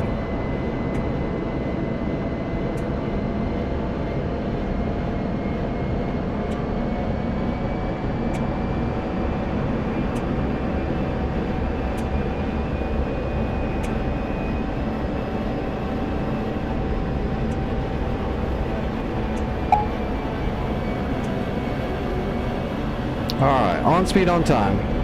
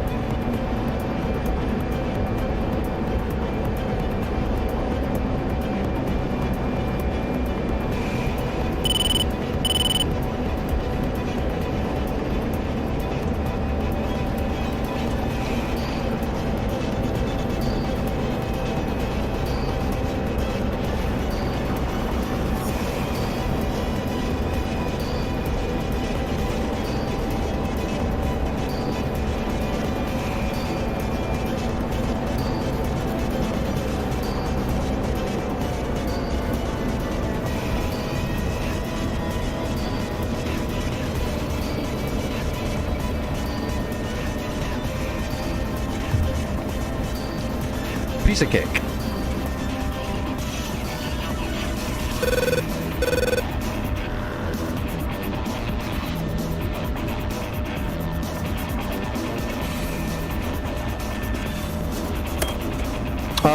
I did get a brand new one, but I did get a brand new Thrustmaster Warthog. I just replaced my old one with the brand new one with the new buttons and stuff. My old one still had the old original slew button that was bad and the bad pinky button and all that. So I just got a brand new one where everything works.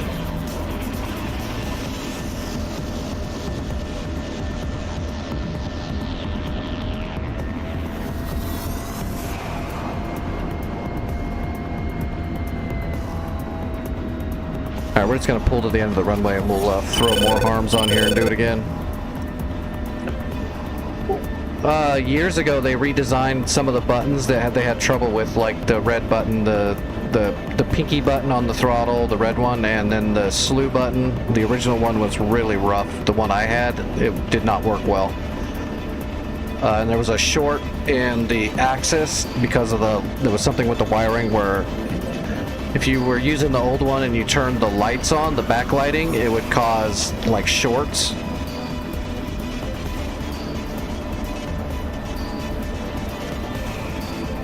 So yeah, there's a new one, but new like years ago. They fixed all that stuff a long time ago, but the one I was using was really old. So it's all new to me.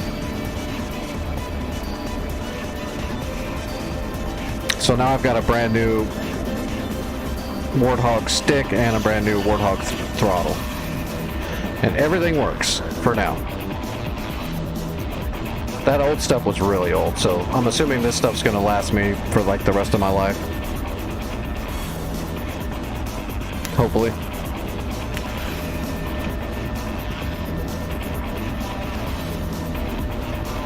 Alright, let's see. Ground crew, rearm, refuel. We'll just do the same thing again. Although we probably don't need that many harms, but we're just going to do the harms again anyway, just to make sure.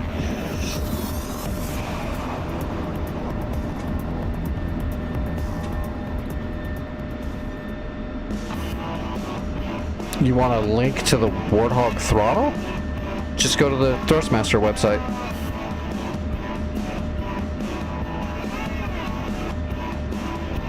Request refueling. I mean, I can get you a link. Request rearming. Copy. I've got it saved. I've bought all my equipment through them directly, so.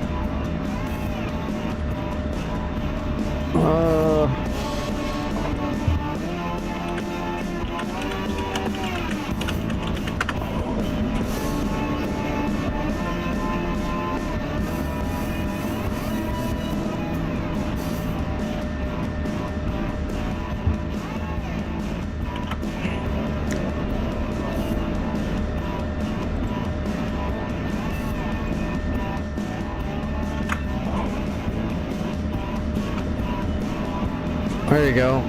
U.S. Air Force, endorsed and sponsored.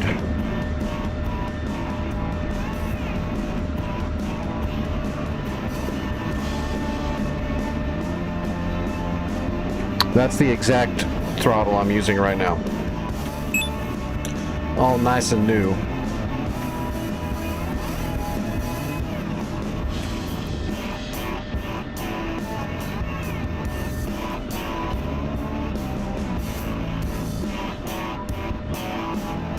Refueling complete.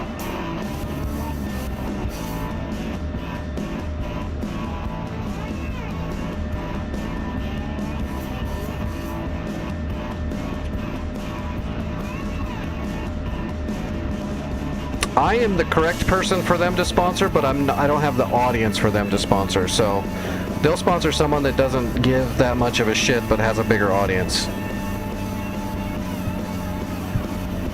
Because that's the way sponsorships work. Rearming complete. With shipping and all the extra stuff, it was like 390 roughly, right at 390 bucks. All right, Cat 3. Okay, we're on the bag.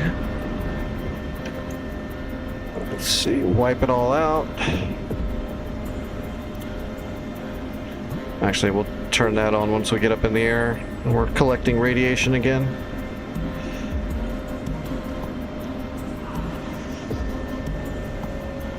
Okay. Is there anyone else using this airfield, or are we still clear?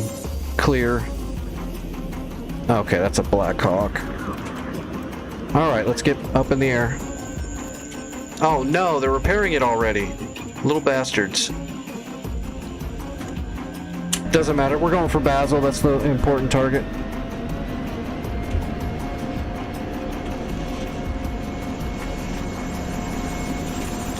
No, the throttle and the stick together are more.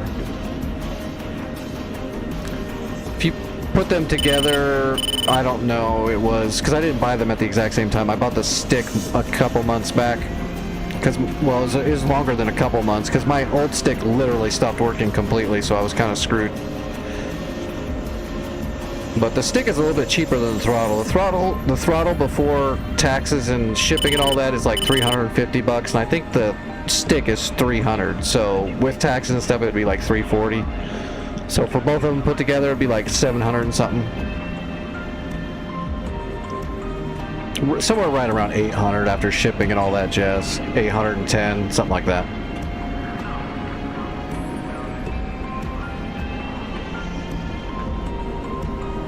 All right, we're gonna do a blower takeoff.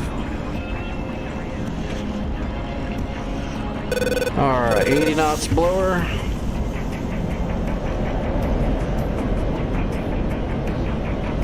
Rotating.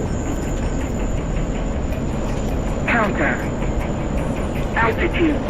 Altitude.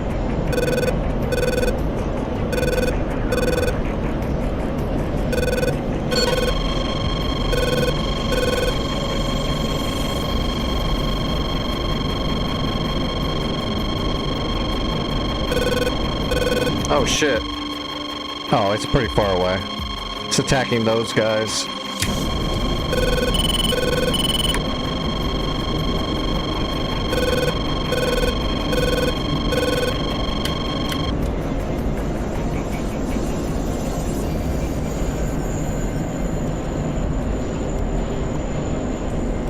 No, I've just got the standard base, the one that comes with the stick, the original base. The big heavy one. I like the heavy one, it's nice and realistic. Although it makes my arm pretty sore using it, I want that. I don't want it to be light and plasticky, I want it heavy and thick. In real life, sticks have weight to them, they're not... You can feel the tension.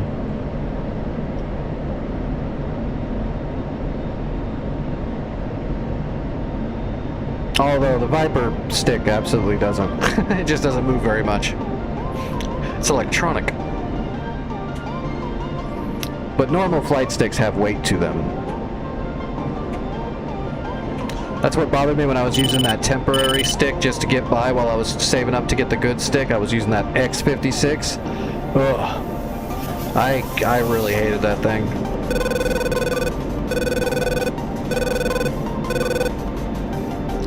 Fly-by-wire is just the system of DAFCS and AFCS systems that are augmenting the controls. That way you're not countering all of the small deviations from wind and stuff like that. It does that all for you. You're still controlling the plane with the stick.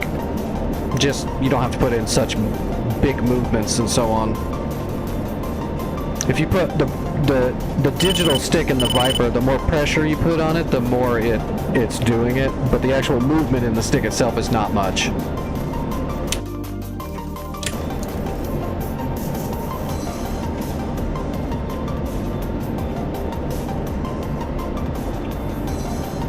Alright, I'm gonna drop the bag early and get rid of it now. Pulse 1, in from the north, engaging triple A at Pulse 276 for 70.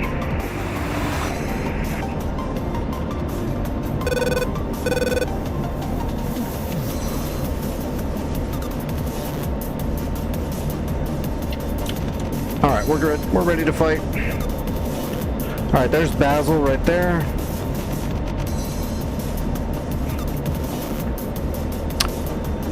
But, I mean, a lot of planes that have really high-end, like the newest systems that we have, the AFCS and DAFCS systems are so good, you pretty much can fly it around with the autopilot. Kind of.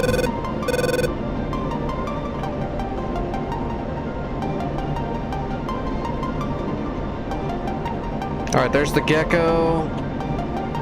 That's our first target. Alright, offset left.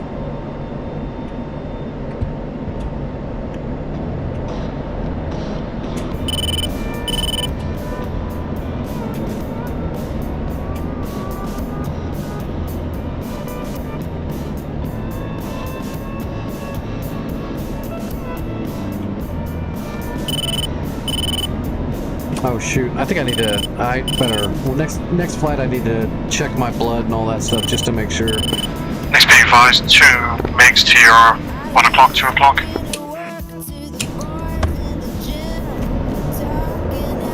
Copy. Shh. Snuck right up on me.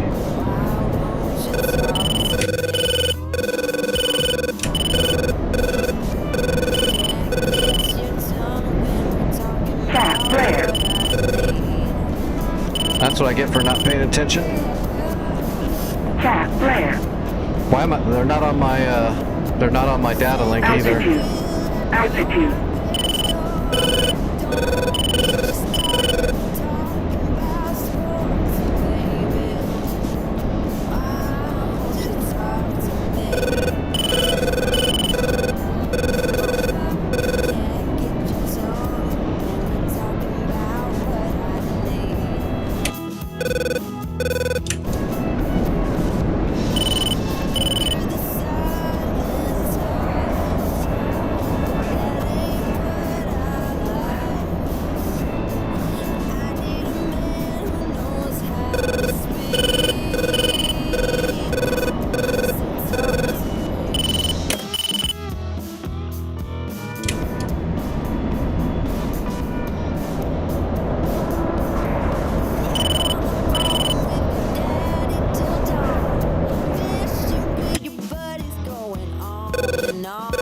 Looks like Nick's going for him.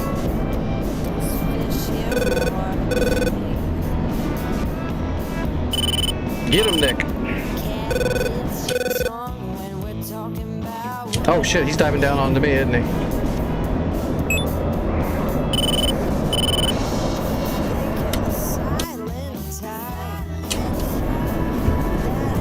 Cap flare. I'm looking for him, but I don't see him. I'm not getting him on data link yet either. Unless that's him right behind me. Yeah, I see him.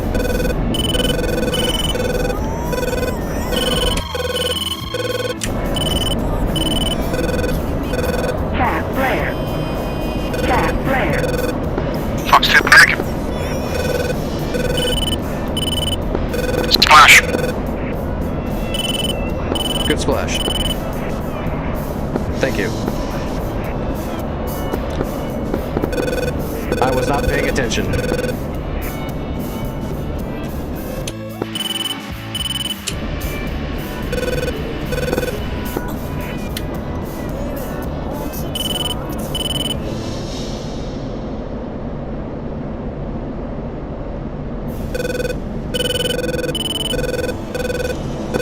Got the other bandit locked.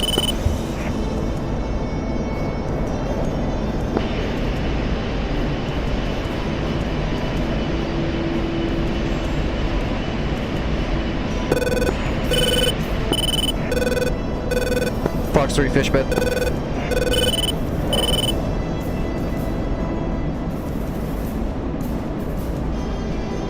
Cap flare. Cap flare. Cap flare. Cap flare. Cap flare. Altitude. Altitude. For 70. Splash. Cap flare. Good kill. Alright, we're back on the job.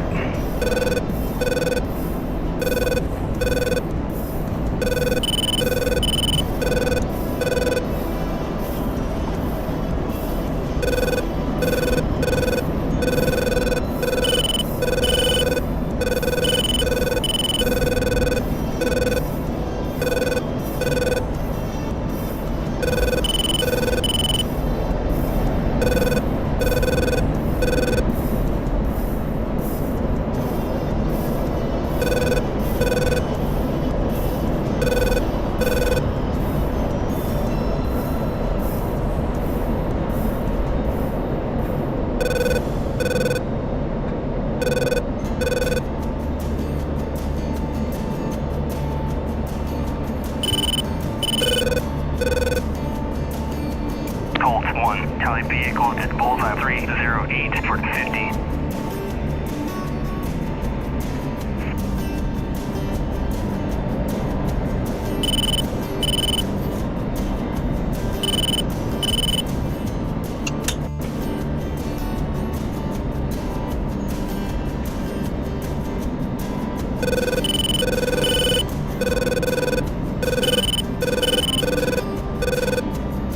Okay, the Tor Gauntlet's not turning on yet.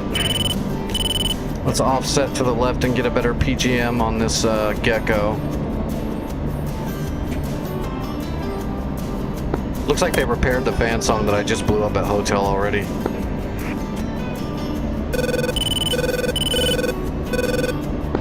That's unfortunate.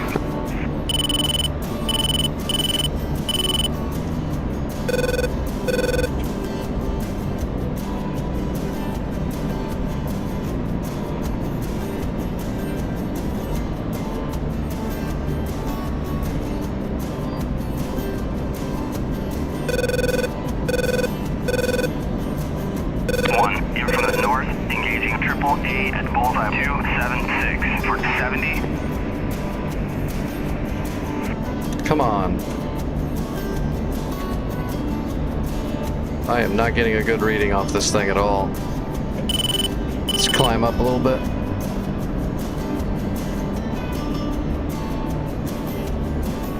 There we go. Now we're getting a good track. Shit, I got another aircraft coming in on my left too. Oh, never mind, that's civilian.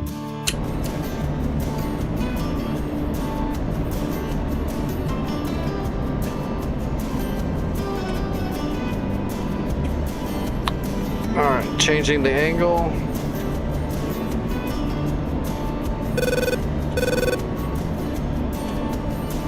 It's our fuel. Yeah. We burned a lot of fuel. Oh, there's the Gecko. Switching to the Gecko. Shit. And the fan song's lighting me up too. Yay.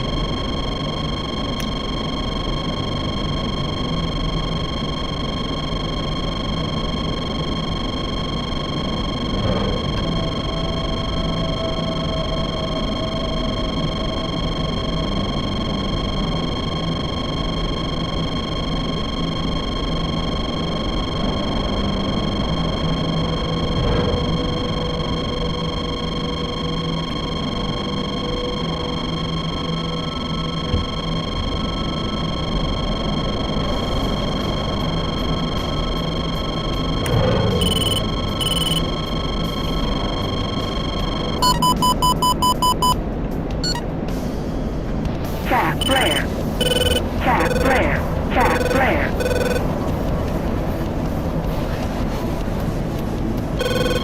Cap flare. Cap flare. Cap flare. Cap flare. Cap flare.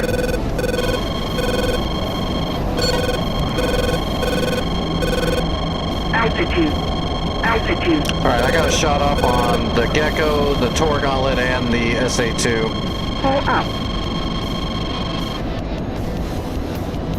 There's one.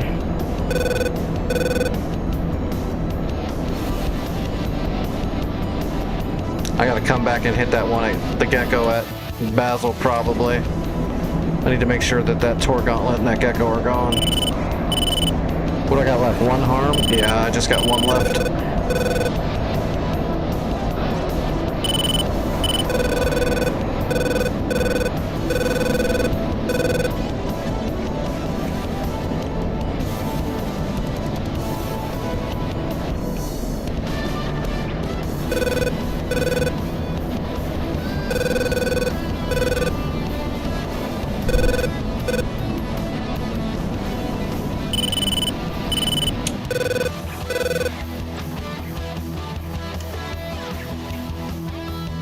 They're still both there.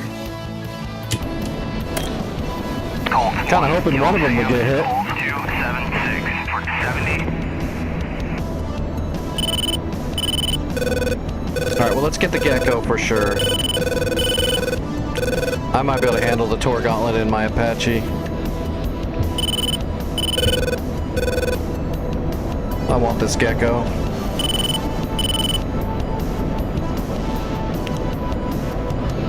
We just need airspeed now. We have a solid track on it. We're getting low on fuel.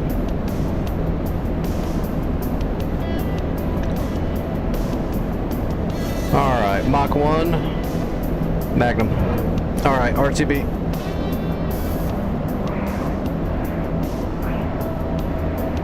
Caution. Caution.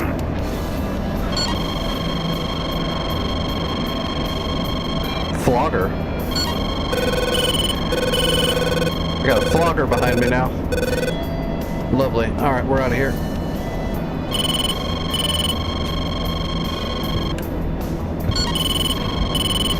Switching over to Cat 1. Bingo. Bingo.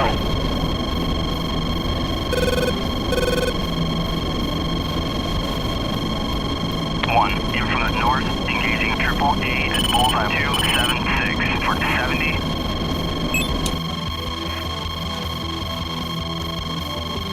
There we go. Gecko is down. One, in from the north, No more Gecko. engaging utility at Bulls 276 for 70.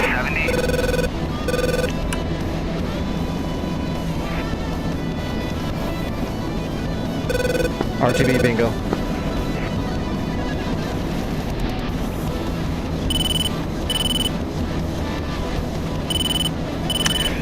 Yeah, eventually I want to get a Viper throttle as well, and I'll have to get a power hub to plug in different hotess pieces. Like once I'm in a better place to live.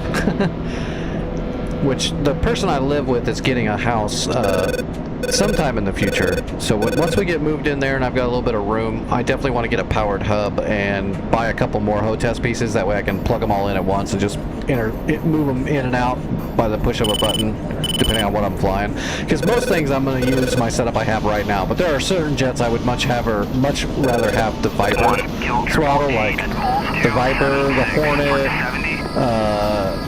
a lot of the stuff that only has one engine. Kill 888 at Bulls 276 for 70. For like the Phantom, the Tomcat, the A10 and stuff, I'll still use this setup. For 70.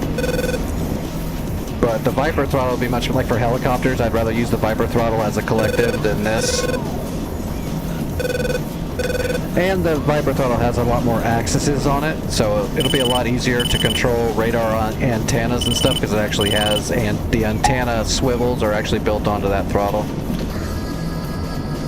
So like right now to do my antenna, I'm just using a coolie hat, and it's just a button press for me on the throttle instead of having an axis that I can roll.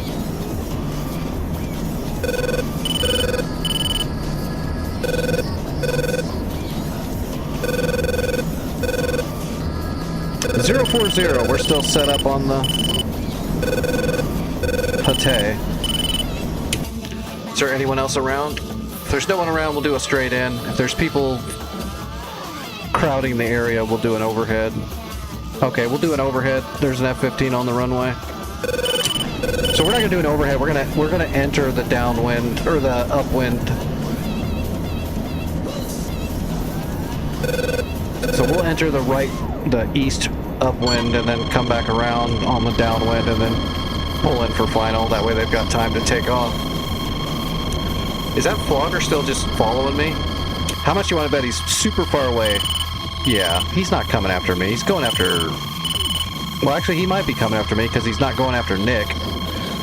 Nick's flying.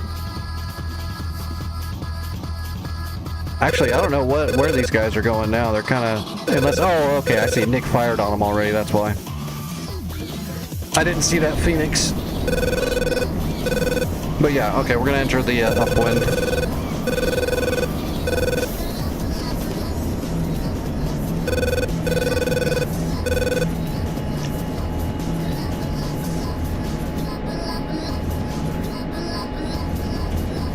Hatay traffic, Fubar 11 entering the east upwind.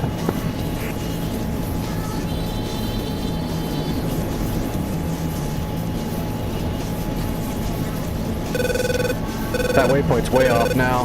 Before that waypoint was on the runway, and now where it is, it's deteriorated. I'm not going to do an in-flight. We're getting ready to land anyway.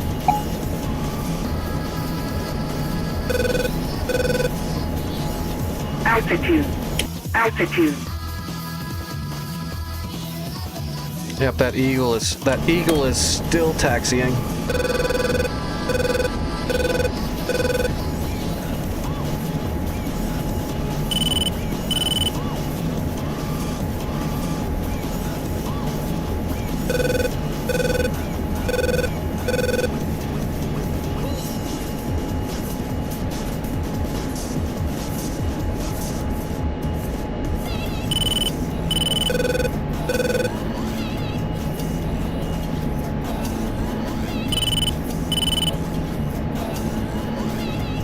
Oh, and for people that don't know, so when you're entering the air traffic around an airfield.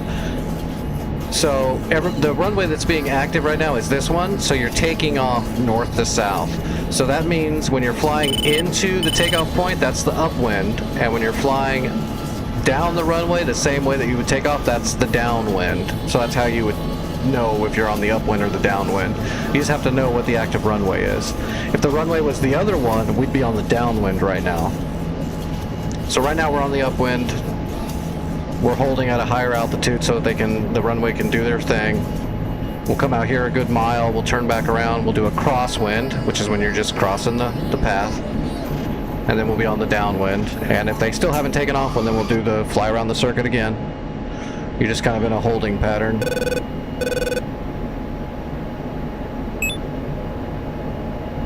So now we're in the crosswind.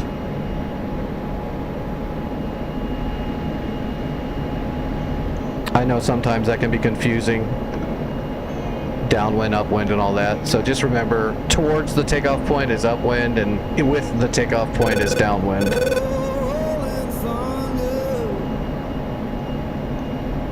calling down my name. So now we're on the downwind. Why don't you hear me want? How much fuel do we got? Oh, we're fine. There's the Eagle. It's getting ready to take off right now. So we'll extend on our downwind here. Yeah, there he goes. He's taking off right now. Hatay traffic, Fubar 1 and extending downwind. Midnight highway, shining just like sun. Alright, air brakes coming out.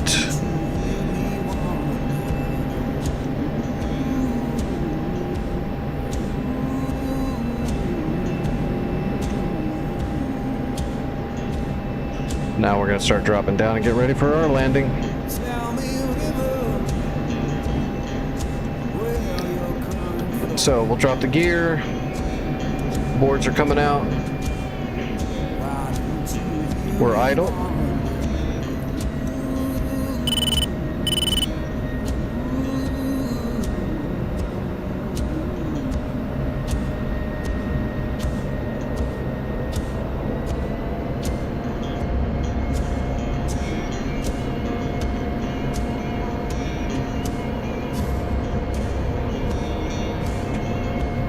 Oh, stop your freight train. Continue our turn nice and easy while we're getting set up on speed. Why don't you hear me want? Hatay traffic, Fubar 1-1 final.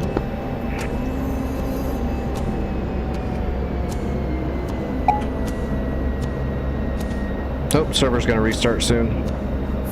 Oh man, I hope they don't friggin' respawn all the SAMs I just took all that time to kill.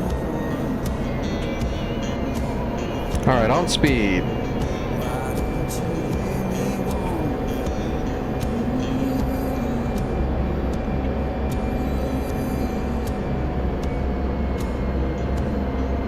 Why is my aileron so... Oh, you know what? That's why. I fired one AMRAAM. I was wondering why I've got so much weight on the right wing right now, but because I have more weight on the right wing. AMRAAMs are huge, by the way. They're heavy. They're big dogs. So you can really feel that weight when you're trying to control a plane that's missing an AMRAAM.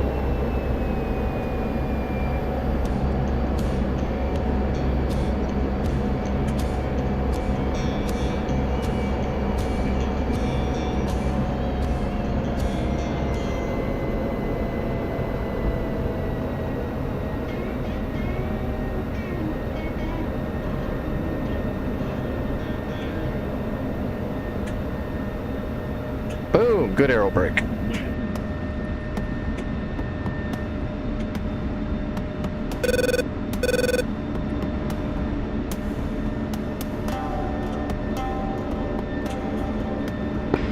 Hatay traffic, Banter 1-1 on Tomcat, 20 miles south, inbound runway 04.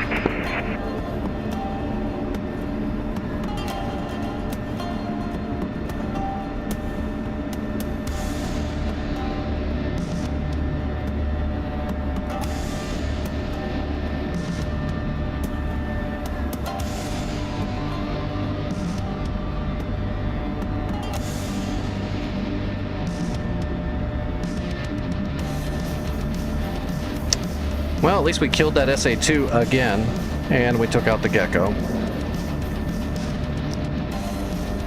Patay traffic, Fubar 1-1 active clear.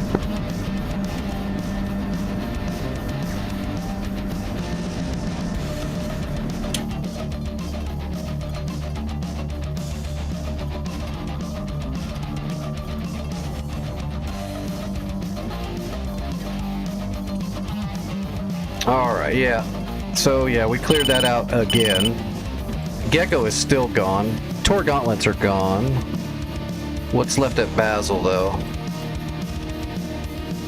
So Basel, I got the Gecko, but the gauntlet is still there. But I can probably kill the gauntlet with my Apache. It's possible. It might be a pain, but I think I can pull it off, especially with some buildings and stuff around here. I think I can get it. Especially if I bring the Doppler radar. If I bring the Doppler radar, piece of cake. If I do it old school, it might be more difficult, but it's more fun in my opinion. I don't know if I'm not gonna be able to get there in time though before the server rolls over, I don't think. Let's see, Tarawa. Is that the correct Tarawa? That is the correct Tarawa. Anti-traffic battle 1 in the break 04 to land.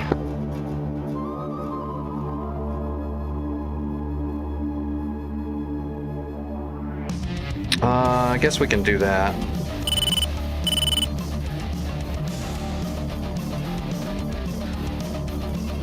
It's been a minute since I used the Doppler.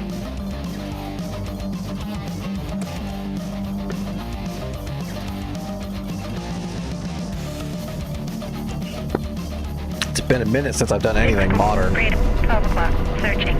Radar. 6 o'clock, searching. Radar. 12 o'clock, searching.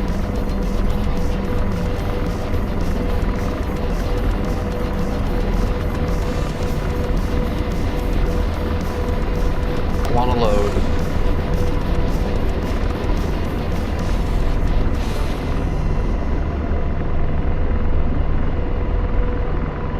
All right, let's remove the route.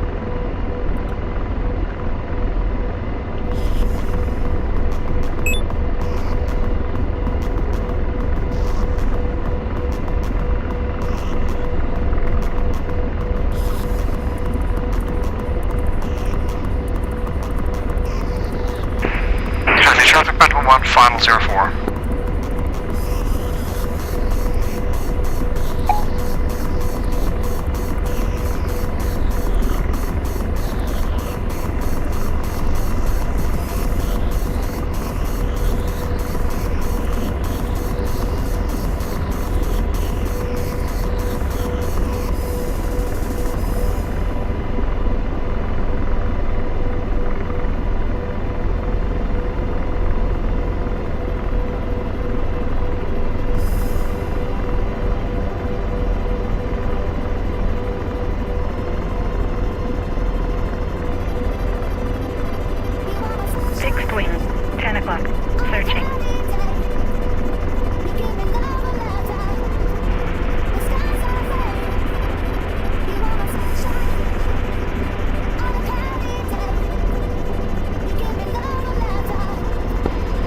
Traffic battle 1, runway vacated.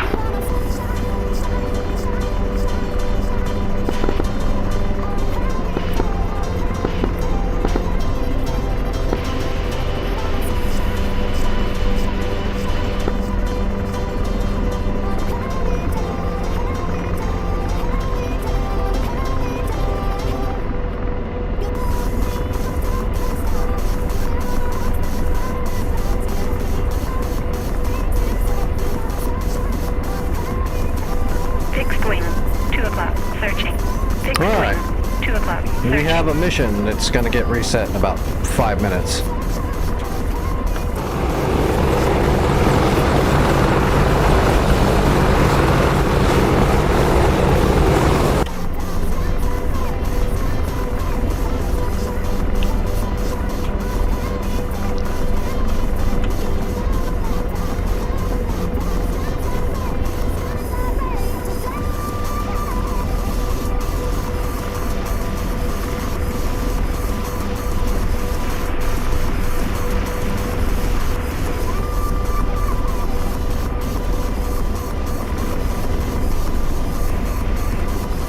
we go.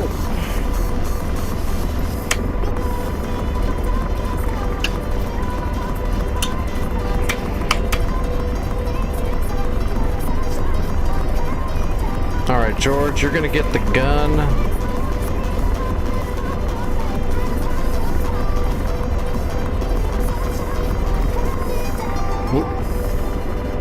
And I'm gonna shoot all the Hellfires from the back seat this time with the Doppler.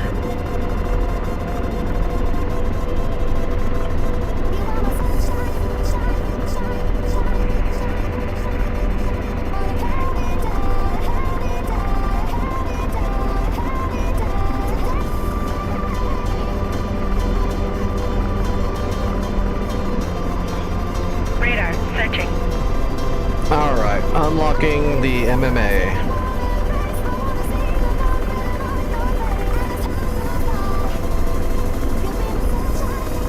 Oh, I forgot to arm the chaff. There we go.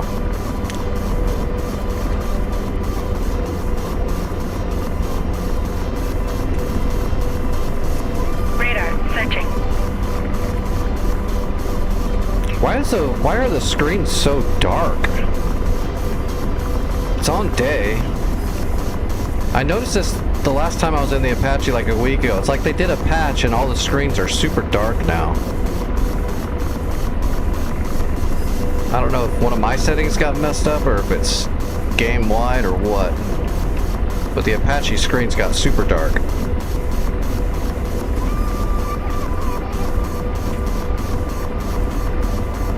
Alright, George, you get the gun. Wasn't gun. I will take the Doppler. And we are going to pre-brief and heat up all of our missiles. Alright, testing the Doppler. Good pulse. Let's go to arm mapping.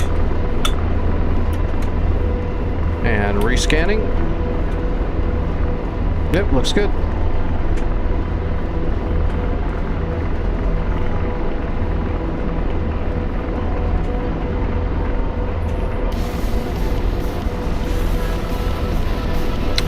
Damn fish beds.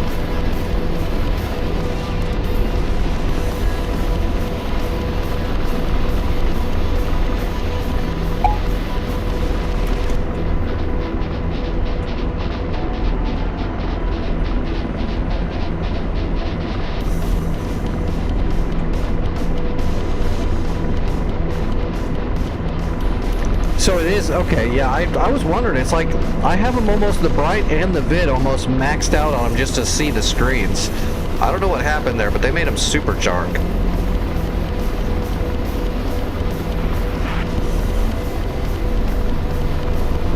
They're acting like they're on,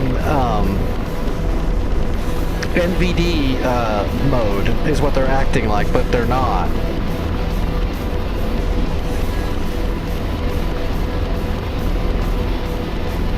Because that's what I thought when I first looked down. I'm like, are they on NVD? But no, they're on day.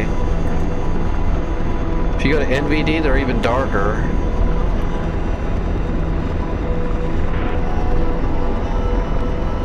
To be honest, the brightness should be like up, it's pointing up, and the vid should be pointing up roughly for just normal use. I don't know why they got so dark.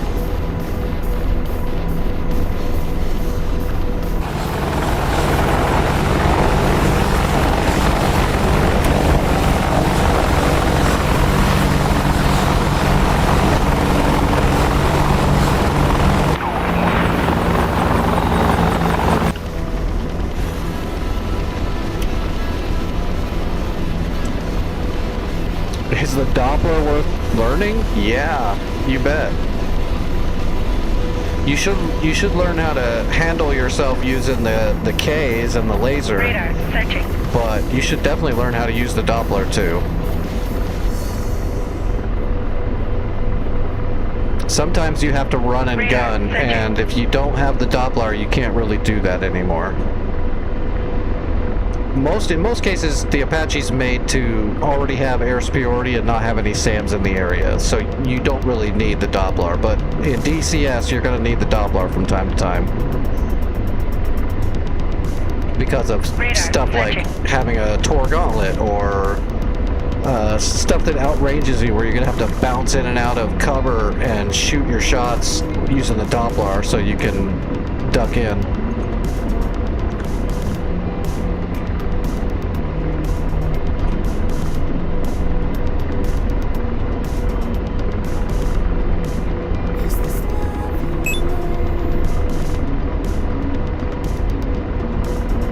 Yep, take it easy, Nick.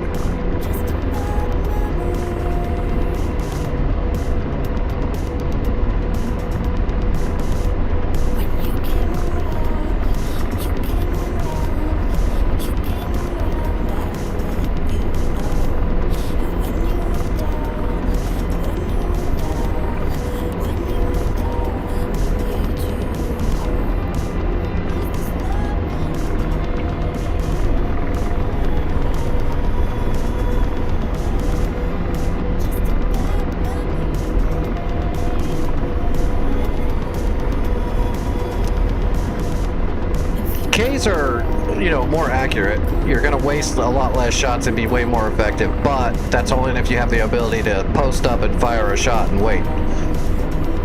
If you're going up against areas that have long and medium range SHORADs and radar guided missiles, you're going to need the Doppler to stay moving and get your shots off while moving. And there's a lot of tricks to it to where you can waste or to have a better chance of wasting less shots by learning how to sync your sight to your TADS to your Doppler, so you can verify targets if you need to. That's a good thing to learn. Also learning to use the TADS as your sight so that you can angle your Doppler. But you can only do one or the other. You can't do both those things at once because you're utilizing the sight in both those scenarios in two different ways. But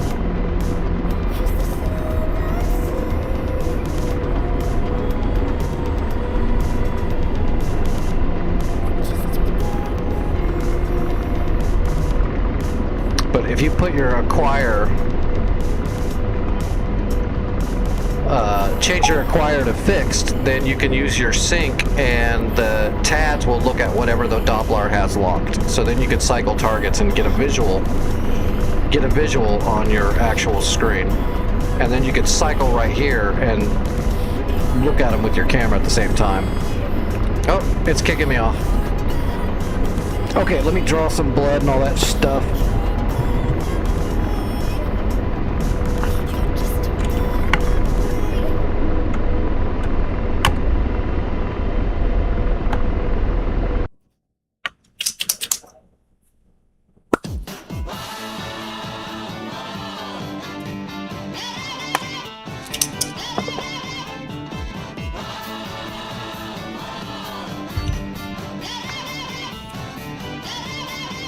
After that heat sickness from yesterday, I should have been testing my blood a little earlier. Because usually when something happens like that to my body rebels for a couple days. Acts weird. But I feel somewhat okay, just really sore and tired. So I think my blood's gonna be okay. I was wrong. Okay, give me a second. I'll be right back. Some viewers may find the following video disturbing. Viewer discretion is advised.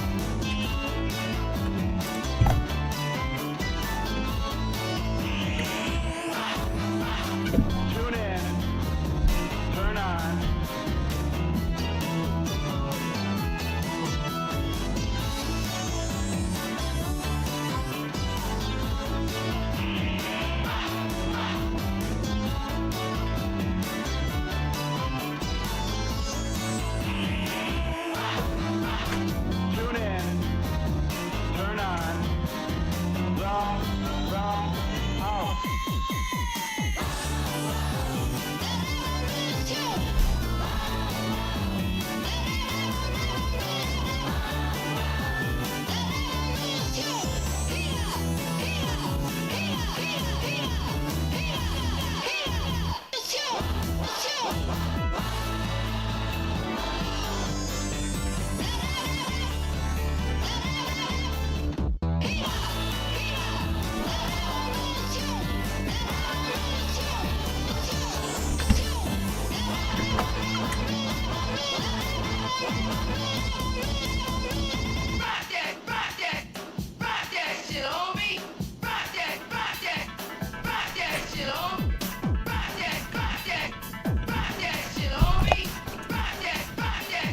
All right, I'm gonna take a tab really quick and eat this really quick, and then we'll fly at least 1 or 2 more times.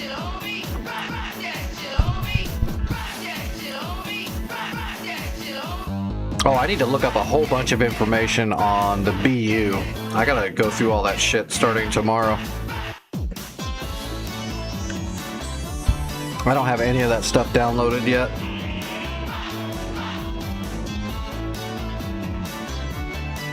I need to look up the Iggy implementation on the upgrade of the B.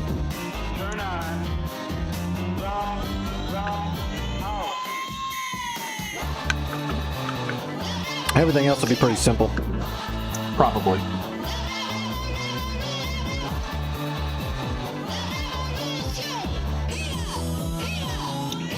All right.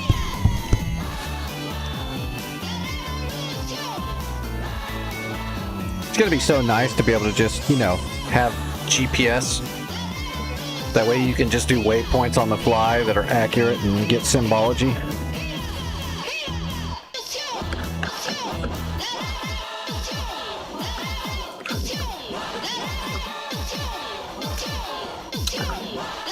Once you have an Iggy, that means you can have speeds and all that good stuff.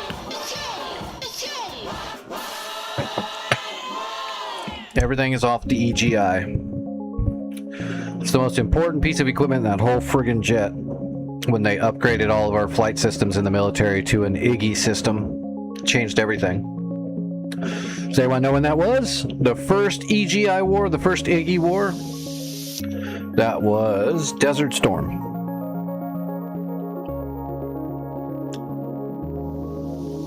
It was the very first GPS war. Well, except we were the only ones that had the GPS, but everyone else was still, you know, throwing rocks and sticks and shit.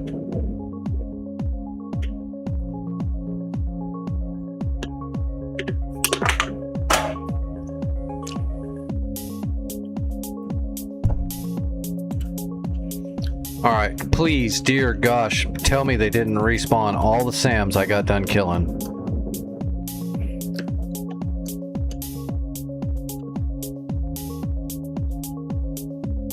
Nope. They just spread them out. They moved around a little bit. Nope, nothing respawned. They just moved. Alright, I guess we're going to do that again then. We'll come off the Tarawa. And we will take the Doppler and we'll go after that Tor Gauntlet.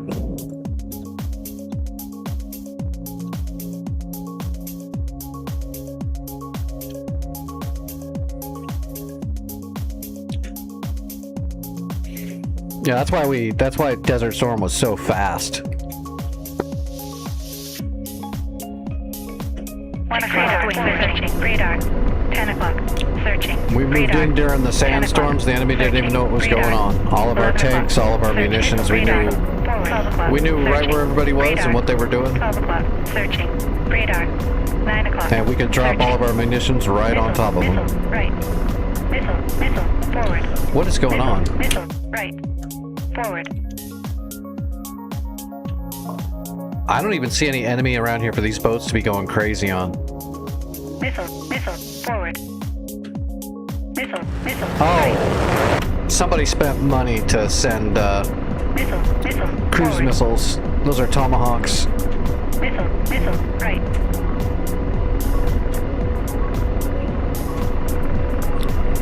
Okay, yeah, look how dark that is. That's crazy. The brightness is all the way up and it's that dark. Missile, right. Missile.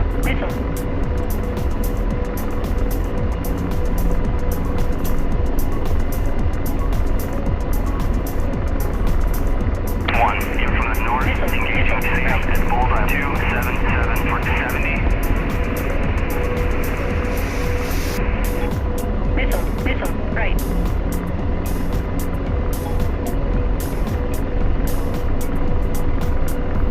Actually, we can just grab 12 off of here, probably. Yeah.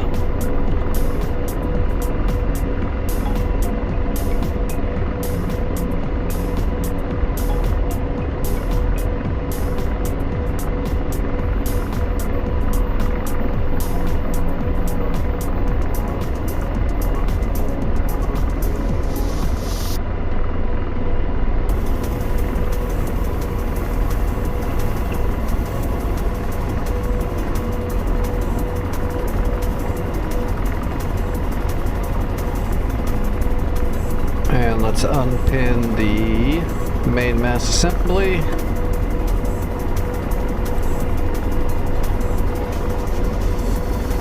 Okay, let's go. Let's get moving. Oh wait, I need supplies to capture. I'm so used to the North Pole servers where it's all realistic, you can't put supplies on an Apache. We get to cheat here. Okay, here we go. Loading up torque.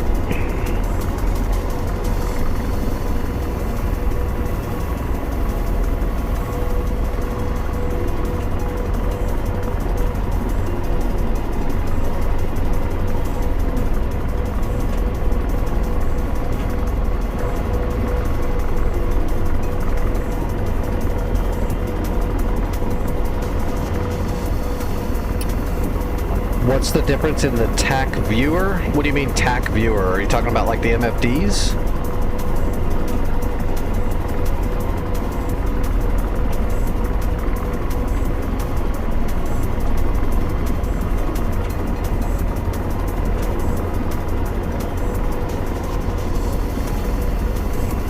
Or are you talking about like the software that DCS people use called TAC view?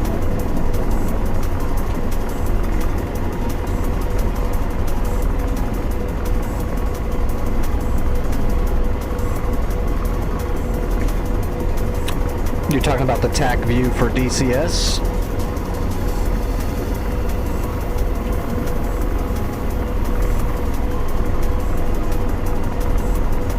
I've never used it.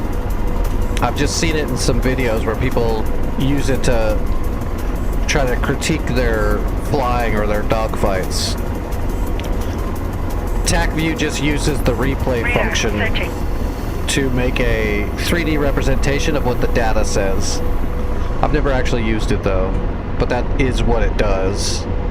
I don't even know, I didn't know there was multiple versions of it, to be honest. I've never messed with TAC view.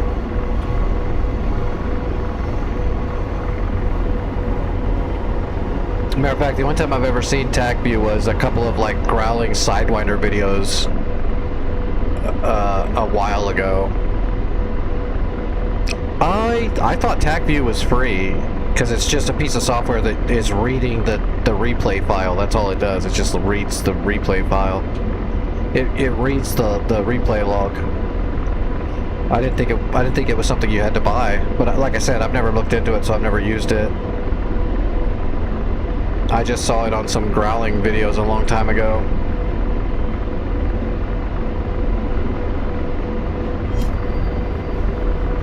Okay, let's see. Arm the helicopter, arm the chaff, arm the George.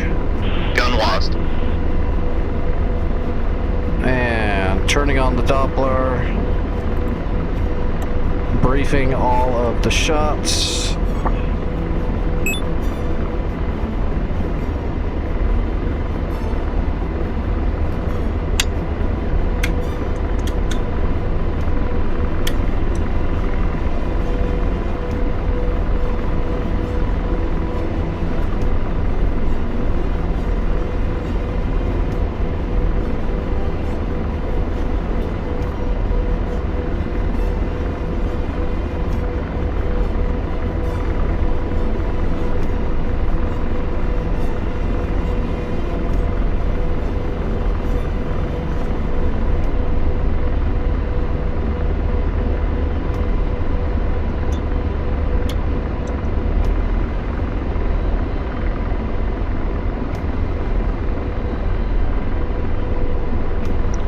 So one of the cool things about the Doppler is right now I've got my site acquire on the TADS, which means it's on right now. It's on the bore site. So if I have George use the TDAC, which is what he's going to use to shoot the gun, if I have my acquire off of that, then that's what my cross is that I'm seeing.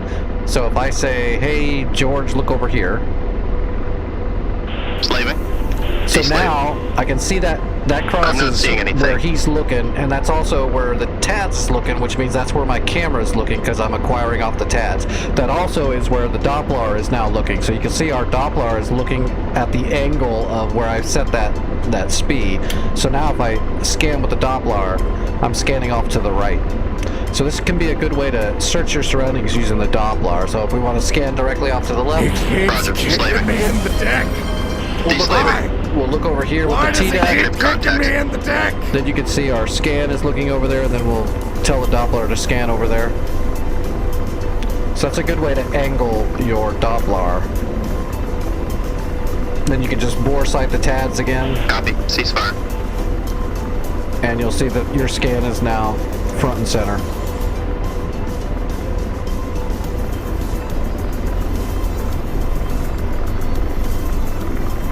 Then of course you can change the azimuth of your scan.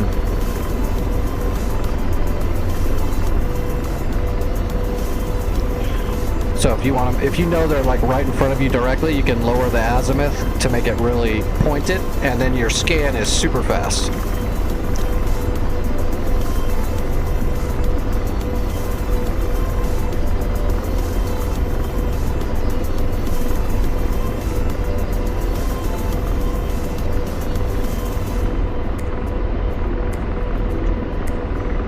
Oh, we need to turn on our C-scope. And we'll set our cursor right over the NTS to cycle. So once we get a scan with the Doppler, then we can hit our depress to cycle targets. And then with the C-scope on, we can see all the symbology for the targets inside of our iHads on our eyepiece here. But you're still going to shoot targets that have already been destroyed, no matter what, probably, just because the nature of having the Doppler, you're trying to stay moving and you're being fast, so... Because the Doppler doesn't care if it's live or dead, it just knows there's something there and locks it.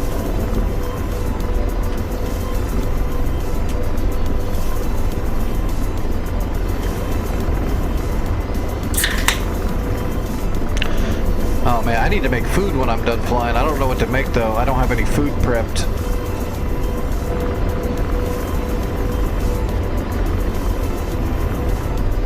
Radar, searching. I'm just friggin' tired. I don't want to eat. But I have to. Radar, searching.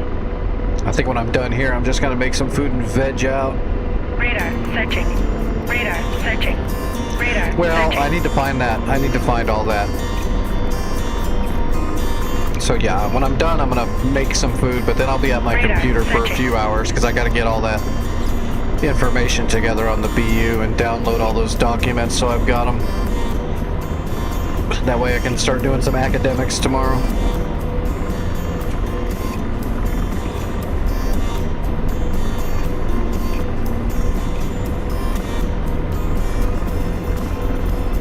Man, I'm gonna have to rebind all my stuff too because they added so much stuff to the BU. All the controls for Jester, it's all gonna be different.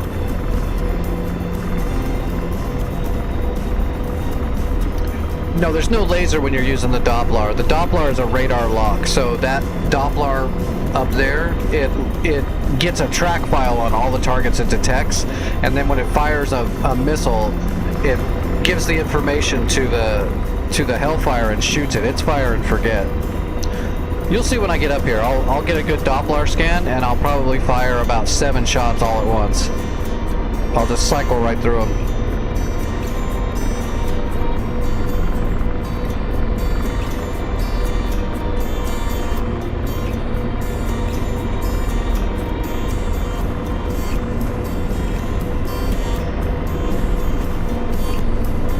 And then if I think I'm getting ready to shoot, and when you fire your missile as well, the Doppler just knows that you shot at it once before, so it'll put an X over it. But that doesn't mean it destroyed whatever it is. It just means you shot at it. So if your missile doesn't hit for whatever reason, or it hits and doesn't do enough damage, the Doppler doesn't know that. It just knows you fired at it. So you're gonna double up on shots from time to time. Especially if stuff is kind of close together, that makes it super hard to be really efficient.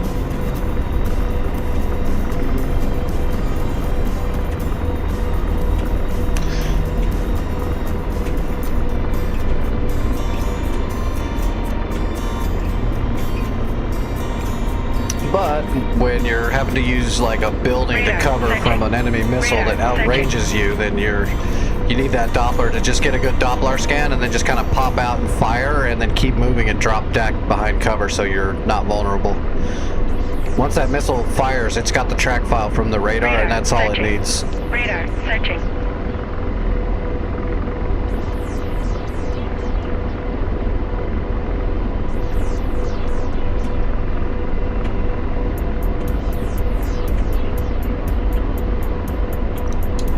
Alright, is there any helicopters up here or anything? Radar Not searching. yet.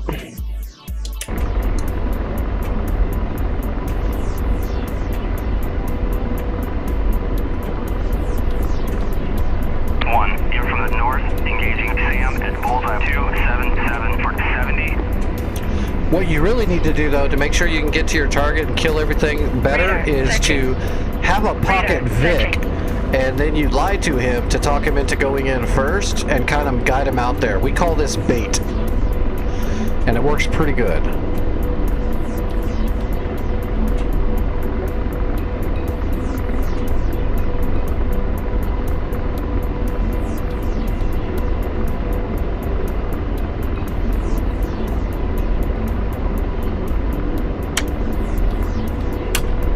In from the north, engaging utility at bullseye 277 for 70.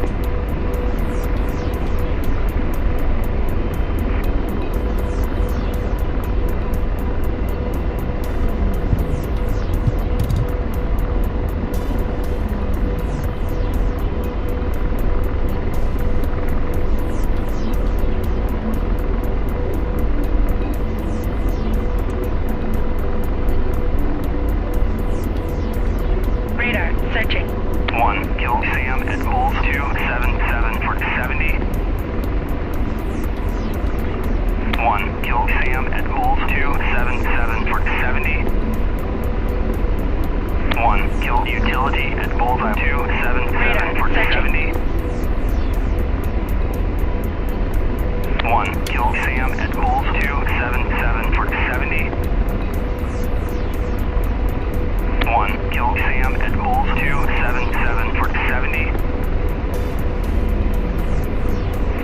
Kill Sam at Bulls Jesus. 277 for 70.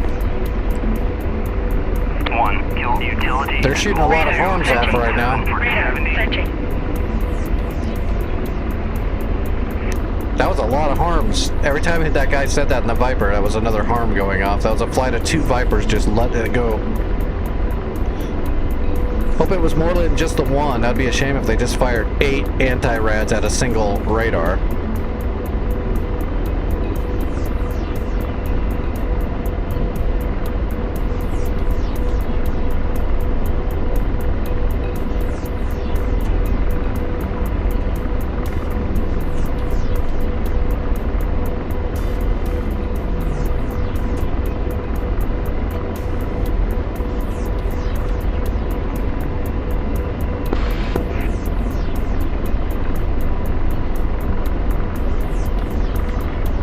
What radio are we on? 305.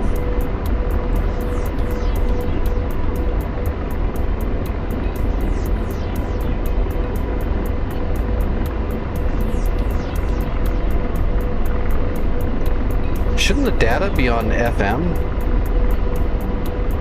Oh well, doesn't matter. We're not grouped up with somebody using a data link, doesn't matter.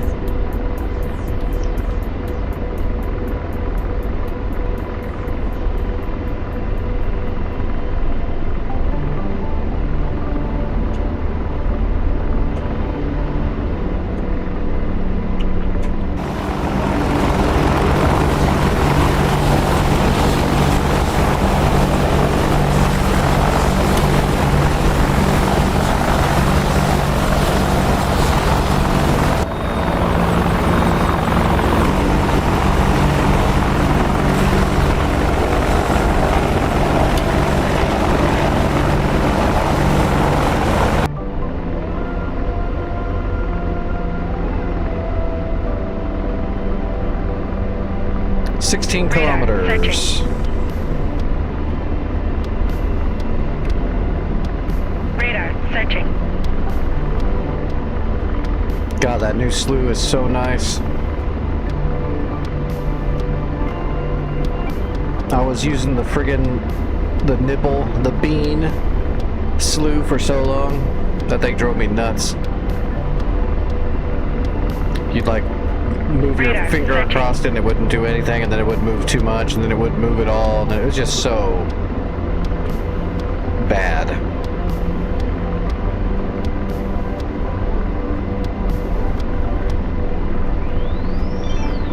Roger. D-slave. No targets detected.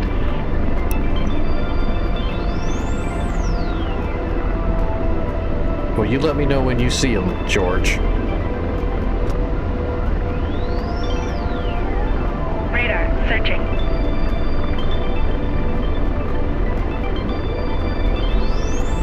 George will see them when they start shooting at us, probably. Radar searching. He's been up there eating a whole package of crayons this whole time.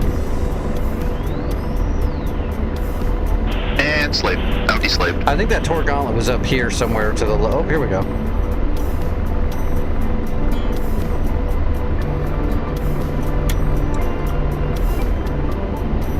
So I'm using the T-Deck and George to move my focal point for my radar, basically. So there's the Zeus 57. That's the first target I want to hit. So I'm going to get my Doppler on it directly, and then I'll know by symbology if I've got him as the first target.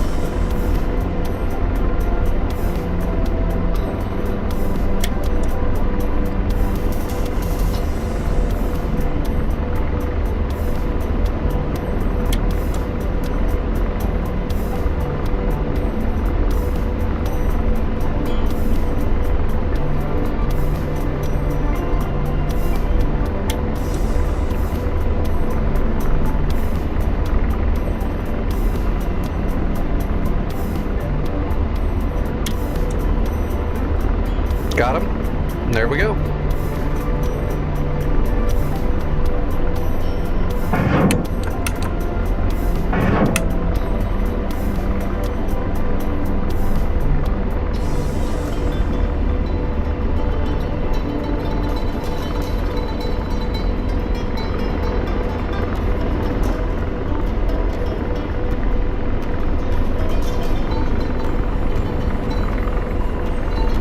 There goes the Zeus 57.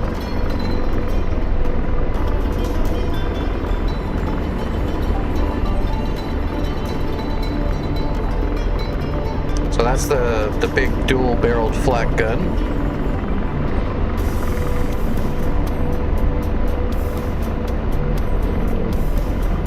Roger. Slaving.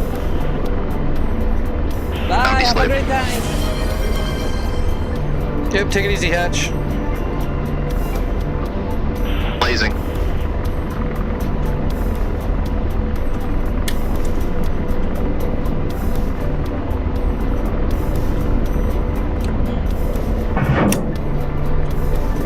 Alright, there is a Doppler shot onto the technical.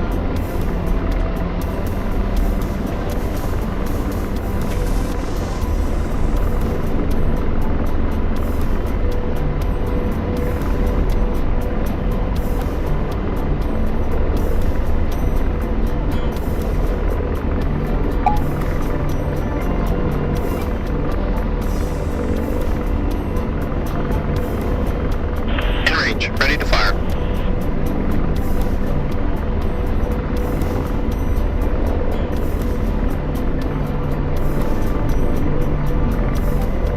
Get me closer. We're out of range.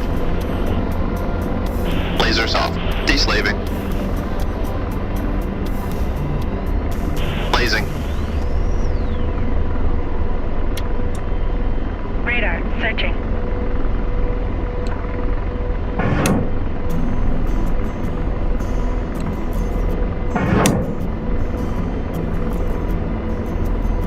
Radar searching.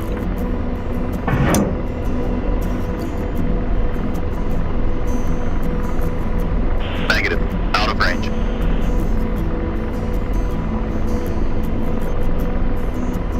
Blazing. Radar Good effects. Good effects. Oh, it's a Shilka. That's even worse.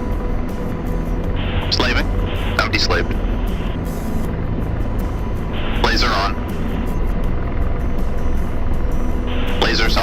Deslaving. Radar searching. Blazing.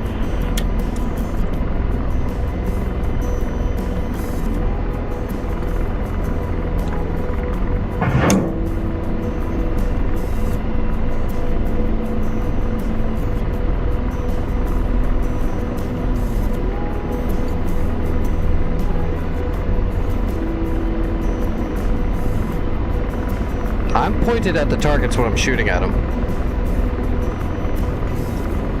But you don't have to have direct, you don't have to be directly pointed at them, no. In range. Ready to fire. Can't fire yet.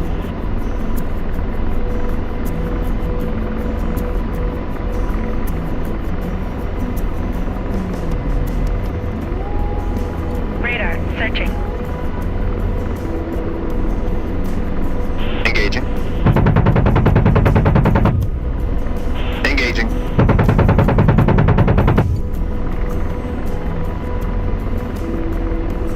Lasers off. Deslaving. Laser on. Not ready to engage. Roger.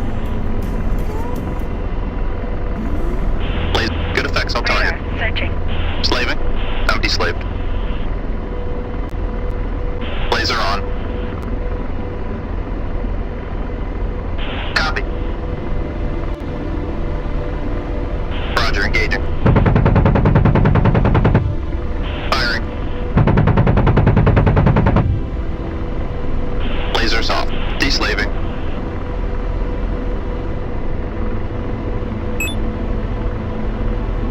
Laser on. Copy.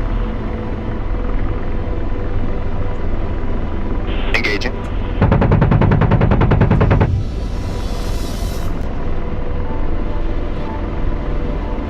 I'm using L's.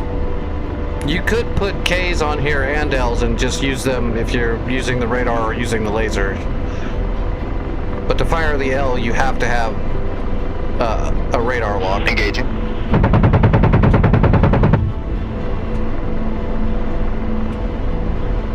But yeah, you could go like a 8 L's and 8 K's to go 16 doubles, but I usually just take one or the other, but you can. Copy.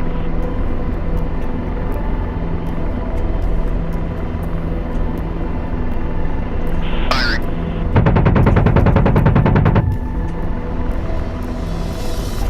Just trying to kill all the troops before we move forward. For some reason, George is missing by like a mile right now. He's bugged. Laser. There we Target go. destroyed. And slave. So I Deslaving. kept telling him to readjust and he kept shooting like 20 yards to the left of everything. Laser on. Copy. That's a good track. Roger, engaging.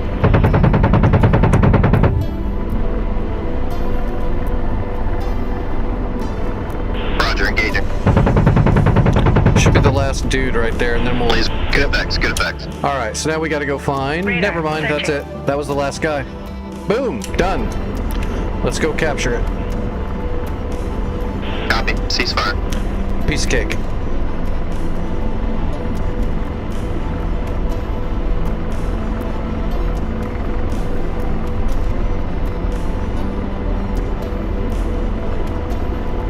DWASD.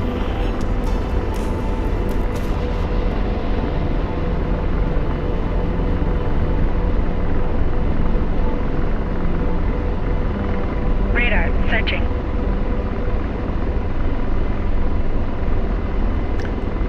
And you can control the Doppler and everything from the front seat as well. So if you have someone that's a CPG in the front seat, they can use the Doppler and fire it all from the front seat too. Of course, but you know, when I'm flying by myself, you just do it all from the back seat.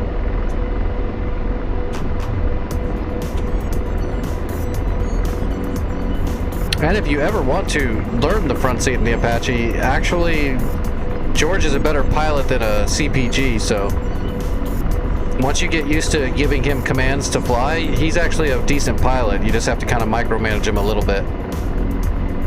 But I've done whole missions where I'm just in the front seat telling him where to fly to and stuff. Radar, searching.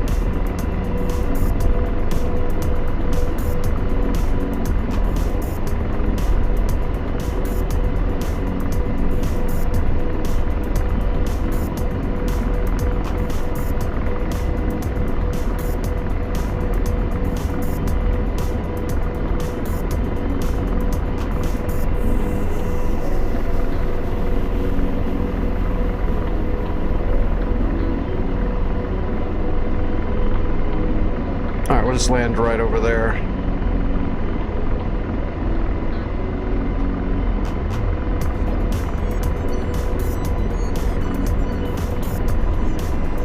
Actually, is there a green smoke landing point, or no? Probably not. It'll appear once I capture, then it'll give it to us. I don't know where it's at though. I think it's on the infield. I don't think it's in the landing area.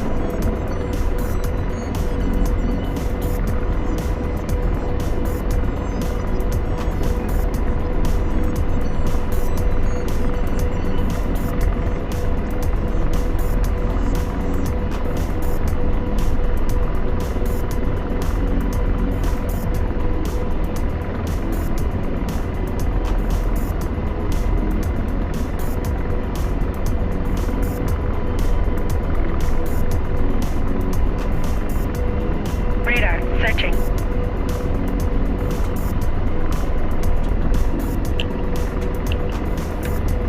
Alright, capturing.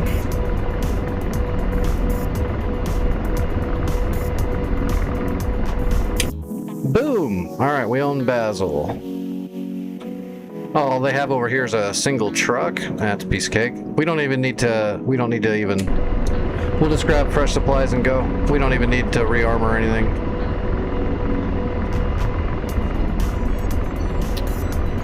Let's see. Route should be 11. Yep. Direct to 11. Let's go. Yeah, there's the green smoke.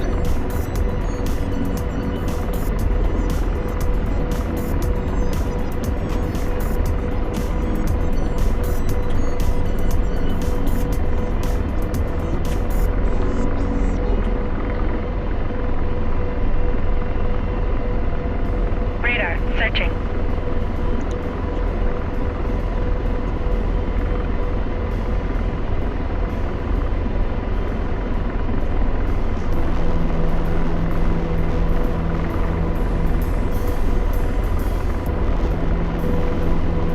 Radar, searching. Wasn't gun. Radar, searching. Radar, searching. Radar, searching. And we'll go capture this point, and then we'll have the coastline covered.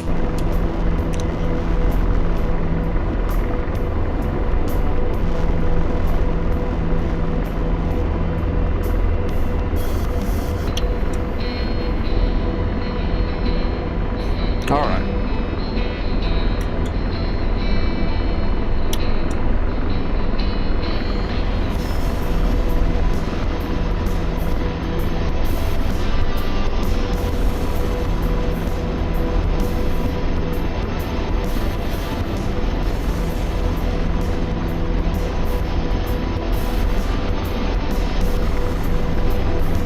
Yeah, I don't like the CPG. I'm a pilot. I fly. Just like I don't like to rate Rio and Wizzo.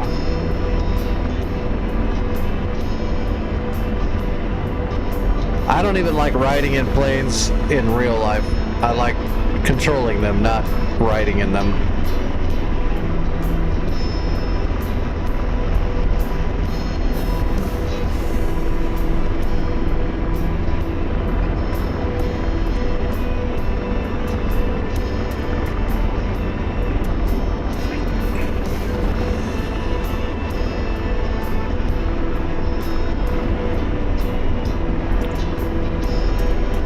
I'm much more comfortable with the controls.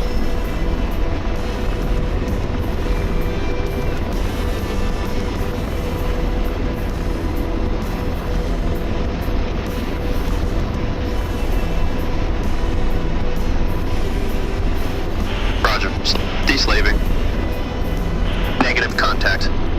There might be some troops up here. There's just the one truck, but there might actually be some troops standing around somewhere. Oh yeah, the orchards. Ammo truck. We could save ammo and just gun it. Let George shoot it with the chain gun. But what fun is that?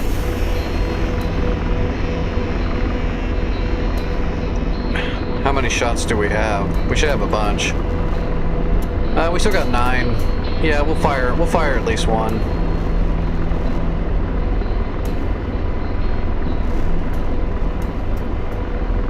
Radar searching. Radar searching. Plus we can invert the Doppler and have it look upwards. So now it's looking at the sky, looking for aerial targets, but unfortunately in DCS we don't have any air-to-air weaponry. Although if we did have air-to-air weaponry, it wouldn't require any kind of lock or anything, it would just be a Stinger.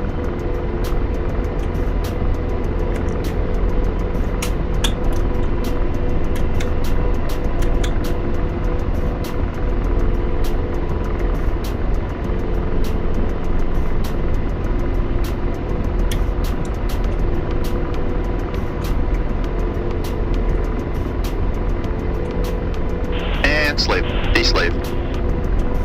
I'm not seeing anything. Look harder. Although we don't have much altitude. We're not gonna get a bunch of altitude. I don't wanna... If I gotta climb all the way up, I gotta descend all the way back down. Although we could spiral down and get there quick.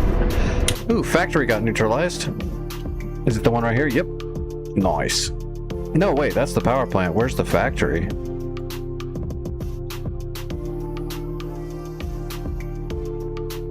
Oh wow, they're spread out all over the place. That's the refinery. Oh well,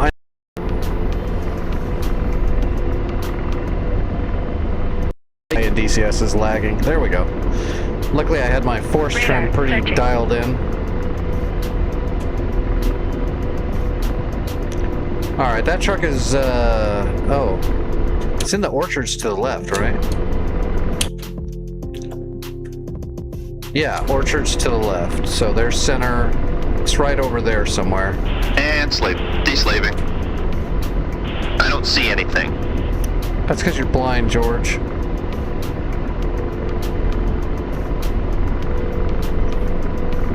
Yeah, you can hit aerial targets with a Hellfire as long as they're not flanking hard or moving real fast. If they're flying away from you or at you, you've got a good shot to hit them. You just got to make sure you get a little extra close. But if they start flanking hard, Hellfires don't really turn that hard. So if they're flanking hard, there's a good chance it's going to hit right behind them, which means it'll go past them and hit the ground. And I'm deslaved. I've killed a couple of jets with Hellfires because they were stupid enough to fly right at me trying to gun me.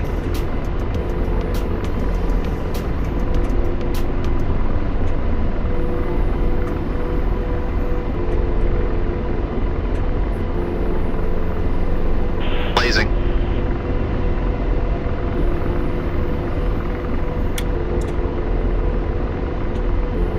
Nope, Doppler doesn't have a scan yet. Let's tighten it. Now that we're zoomed, now that we're got him locked with the TDAC, we can tighten our scan and get him a lot easier.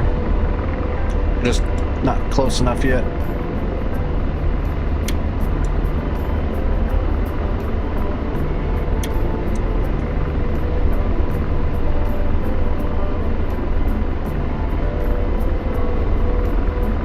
There's friggin' orchard trees in the way too. That might be an issue. Oh, there we go. We got him. We got him. Rifle.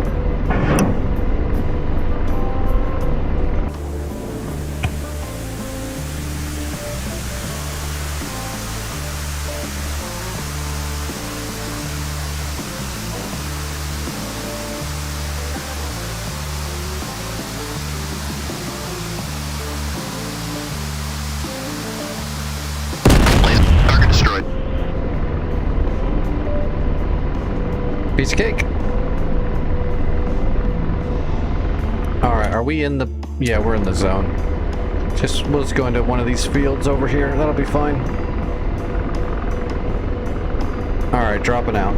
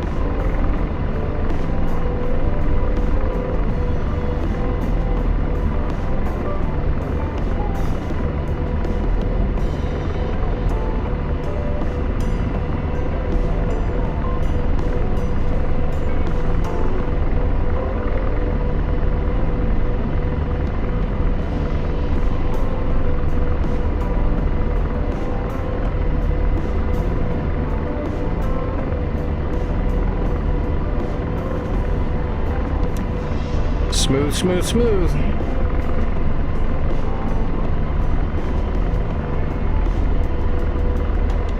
But this ground's not exactly flat.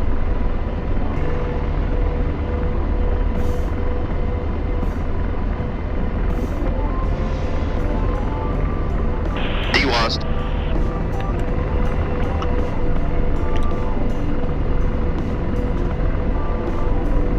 Boom. We're on a capture and friggin' spree. Radar. That's it. Searching. We own the coastline. Radar. Searching. Radar. Searching. Good stuff. Looks like everybody's doing good too, man. They're really pushing forward. Gotta love it.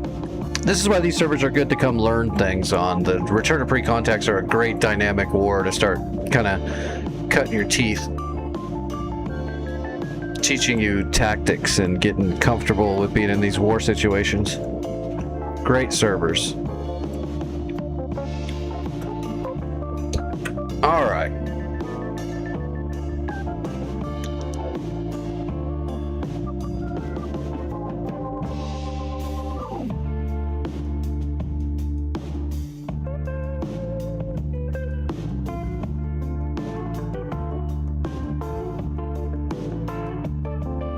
One more flight tonight. We're gonna go poonin'. It's poonin' time.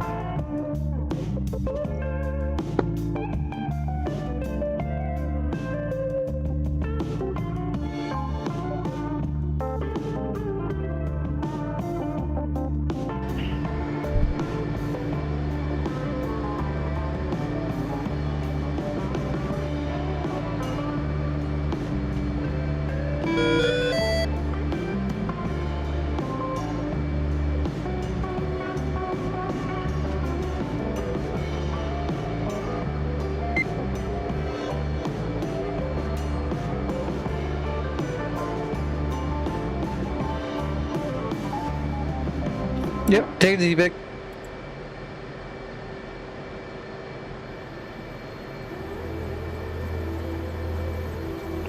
We're gonna go sink a couple of boats.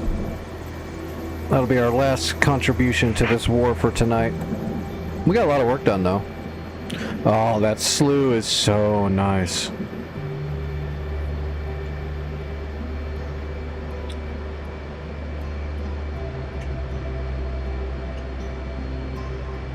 Alright, first off, let's get some spread on our data link.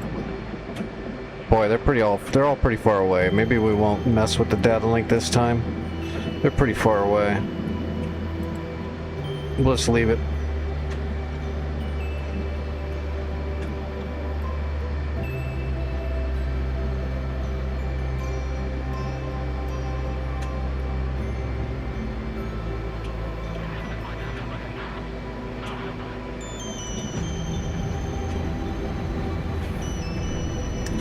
Alright, taxiing.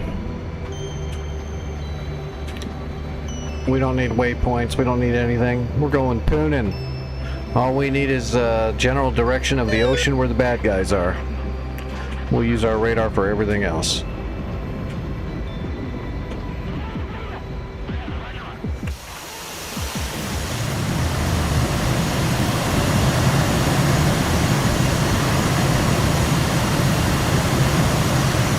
ass strobes.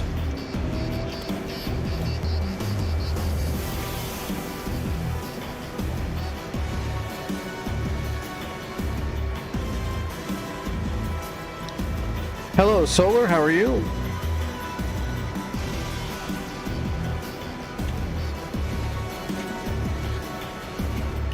I think there was one Molnia, which will be no problem at all. I mean, there's a gun on a Molnia, but it's probably not going to be able to hit a harpoon. The other one is a Nushishimi, so it definitely can shoot down our harpoons, but we're going to give him two. We'll just do 2 and 2 and let the chips fall where they may. Hopefully we'll sink both of them. There's a chance they'll shoot down the harpoons, but we'll give them 2. We'll go skim pop. We'll send a curveball to both of them, and hopefully the pop will kill them while they're shooting at the skimmer.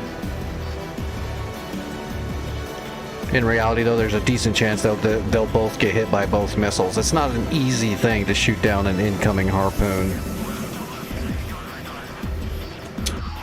So the odds are in our favor. It was a Molnia and a Nushishimi, right? Yeah, we're fine. We'll get him. We'll get him.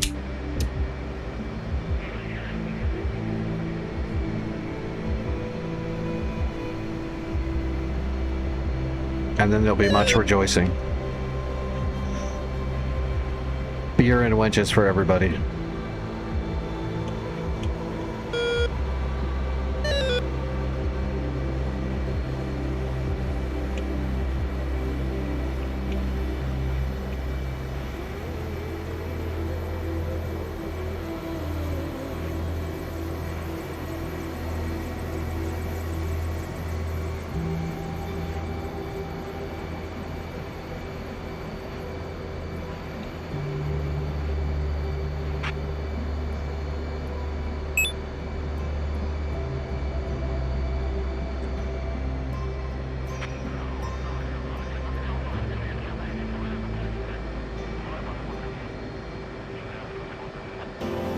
Alright, here we go. Runway E.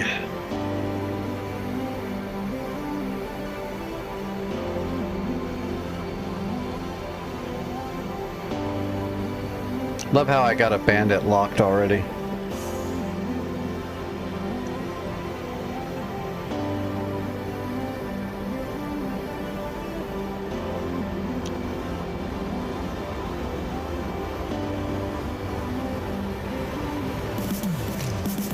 All right, away we go.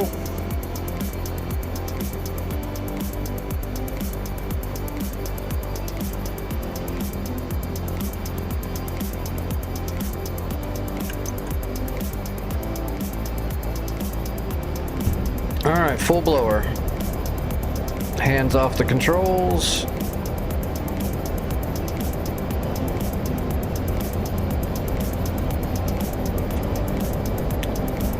Alright, gear flaps, and I've got the stick.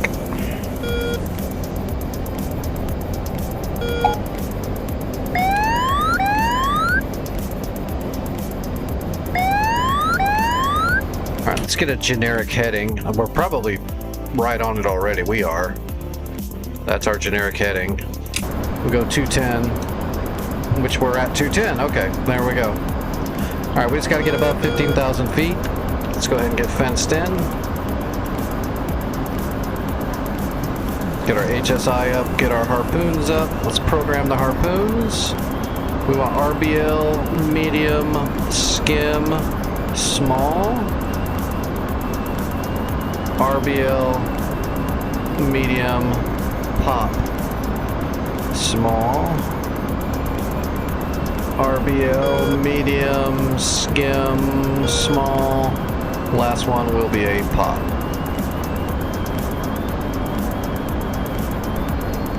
Alright, we are good to go. And we're in a cloud. Let's get above the clouds.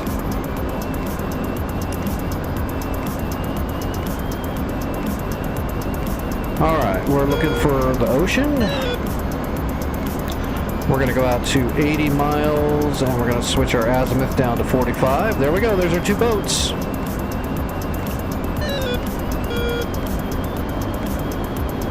This first one on the right is the Molnia, and got him.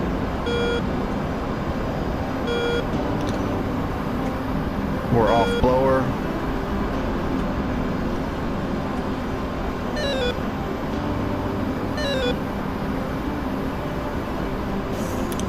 '71, 72 miles away. We could shoot right now, but we're gonna get a little bit closer. But we've got we got an 80-mile range on these harpoons, so we could shoot right now. But we're gonna wait till we get to about 60 miles or so.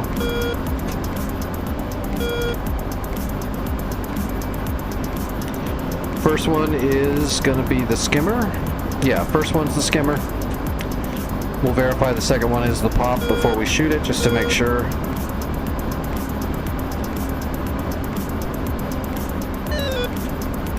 "65 miles, that's close enough.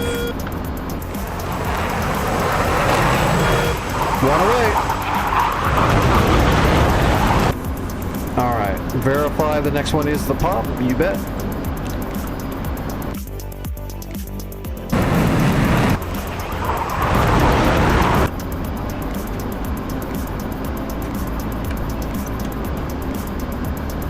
Alright, undesignating that boat. And we're gonna lock on to the other boat. Gotcha. Alright, now we gotta reset. So this needs to go back to RBL. Skim. Pop. Alright, we're on the skimmer first. 60 miles away from this boat. We have a good lock. Everything's good. Set the AP.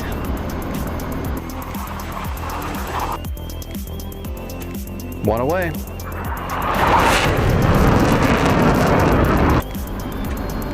Make sure next one is set. RBL medium pop.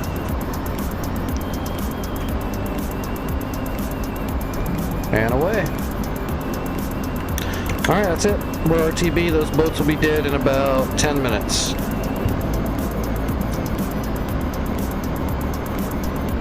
Let's get rid of the bag. Let's make sure the bag is clean. Yep. We're clean.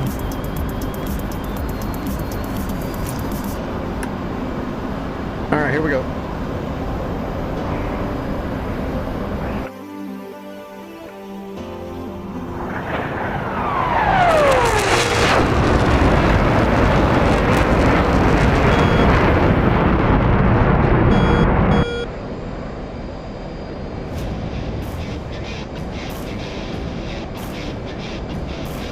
Alright, we're on the way home.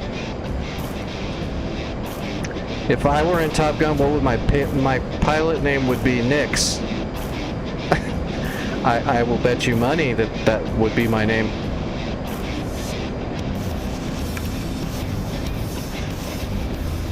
I don't even have to guess. Alright, so there's the harpoons. They're on the way. Should be some dead boats, but you never know. There's a chance they can shoot them down.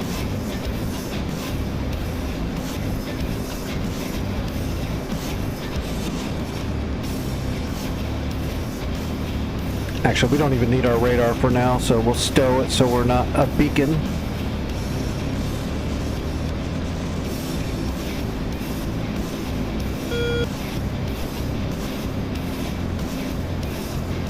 And there is Incirlik right there.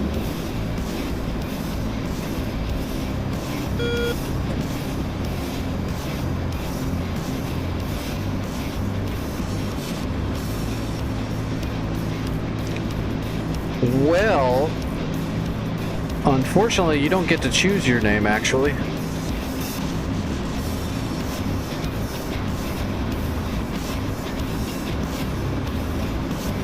You earn a name.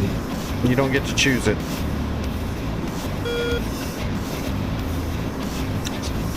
So when you come in as an FNG, you don't really have a name, and you'll earn one on your way along the way.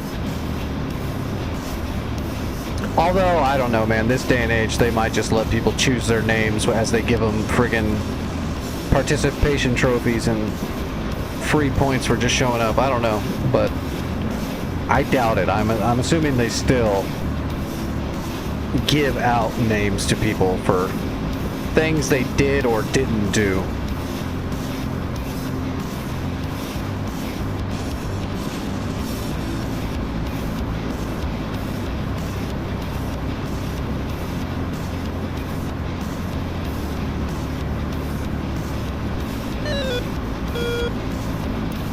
As a matter of fact, I'd say if you went in and you were going through your academics and you were now in your flight training and all that, so you're actually doing flight school. If you came in telling everyone you wanted your name to be that, I guarantee you they would make your name something that's the opposite of whatever it was you wanted. Which Launchpad would be too big anyway. It's got to be small. It's got to be succinct. But I imagine if you were telling everybody your name's going to be Launchpad, they would call you something like Lunchbox or something.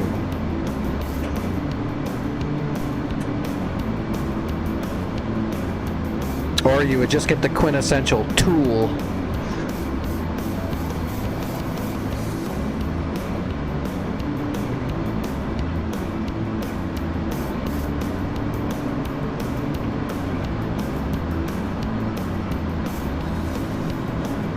Alright, tally the airfield. I don't think I need to call it in. We're the only people out here. Yeah, everyone else is on the mainland.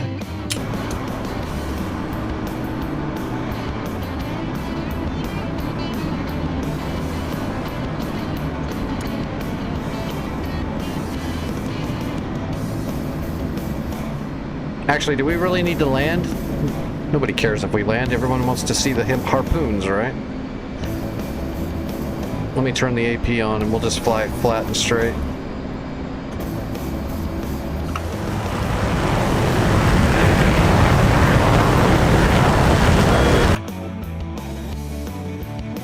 That's going to be the first one to hit right there.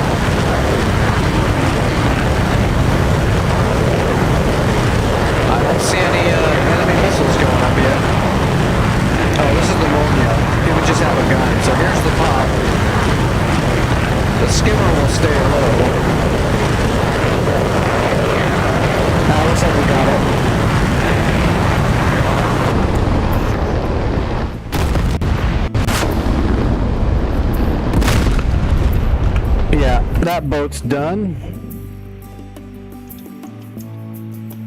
Uh-oh, the Nutrishimi shot down the other ones. Yeah, he shot down the other harpoons. Oh, we got one of the boats.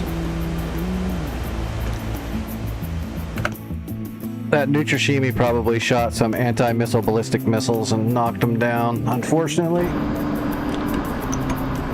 Okay.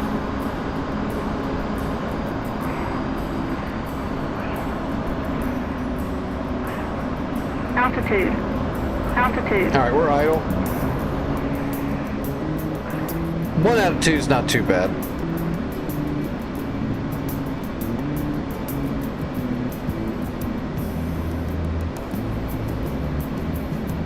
Shooting open harpoons at a boat that can shoot them down is just kind of a crapshoot. I was hoping to get both of them, but yeah, it happens.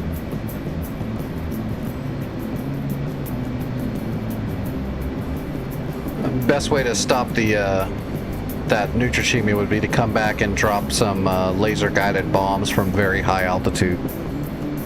Some small ones like Mark 82s, or if the boat's gonna sit there anchored, then drop GPS JDAMs right on it. Because if it's a small enough bomb, they can't shoot it down with their anti-missile ballistic missiles. They'd have to try to just kind of wing it and gun it. They wouldn't be able to get a good solid lock on a Mark 82. It's too small.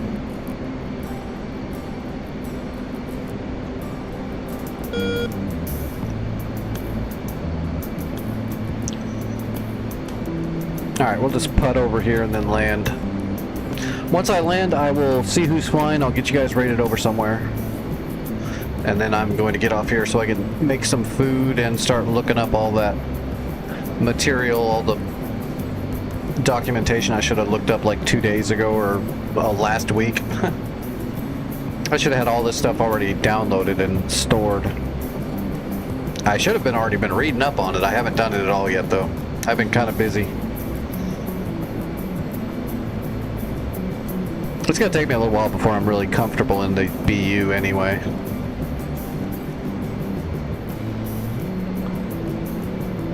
I'm probably not gonna be doing a bunch of JDAM drops tomorrow or anything like that. It'll take me a little bit of time to fly around and get used to everything and learn it all.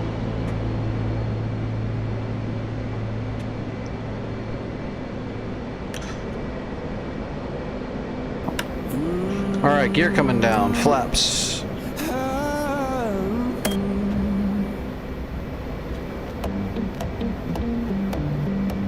We are very high, so we're gonna drop outside of time for a bit. We're on speed.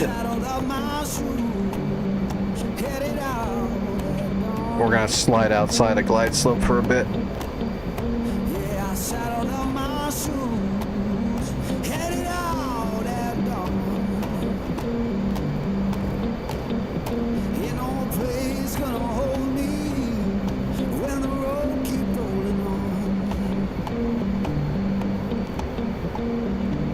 There we go.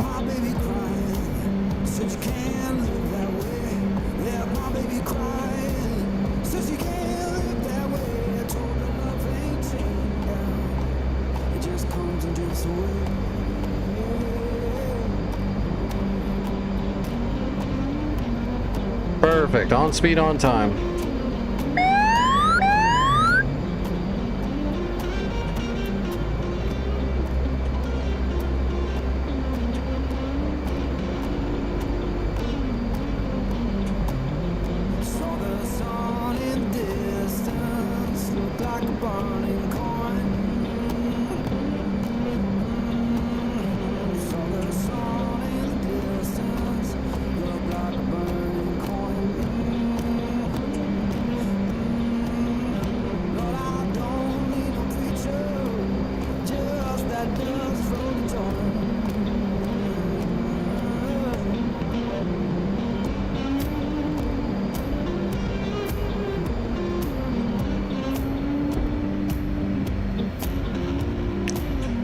Nice and smooth.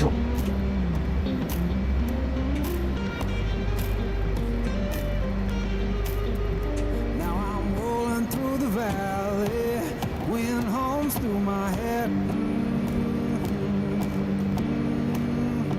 Yeah, I'm rolling through the valley. Where's the turn off? Hums through my head. It's up here a little bit farther. You can't tell my woman I'm gone. 250 credits for sinking the boat. That's not bad. Oh, look at our score though. Our score compared to everybody else. We're in first place by a tiny margin.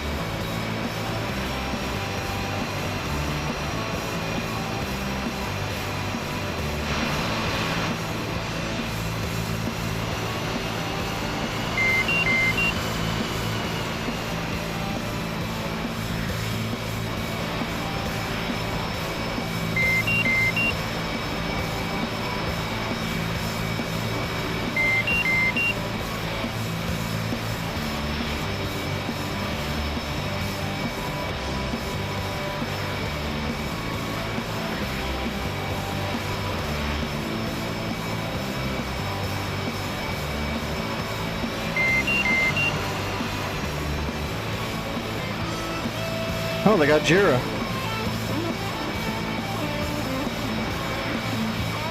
They're pushing right over to Raqqa.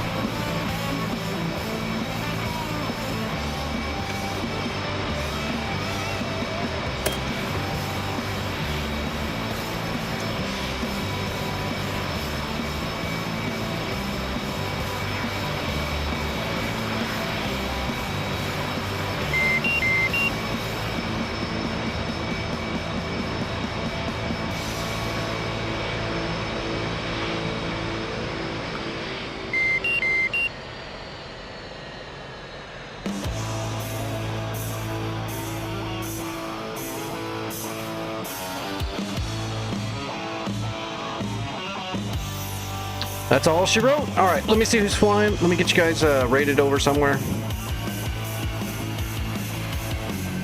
There's got to be someone flying.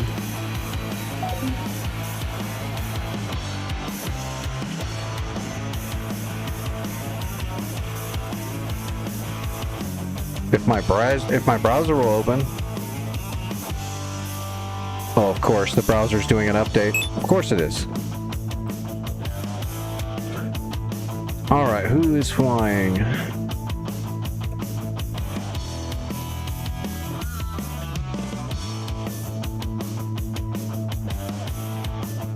All right, there's a couple.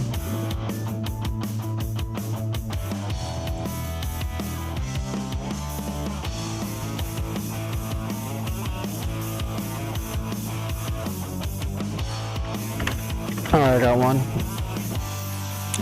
Send you guys over to Ginger.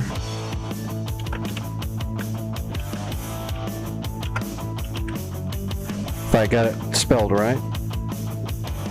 Yep, I got it. Okay, raid's going through to Ginger. Thanks for hanging out, everybody. I'll be back tonight. I'm not sure if we're going to be flying to BU tomorrow. I might, but maybe not, because it just depends on if I can dig into that material or not. I don't really like flying too much if I don't know enough about it yet. We'll see, though. I'm a pretty quick learner.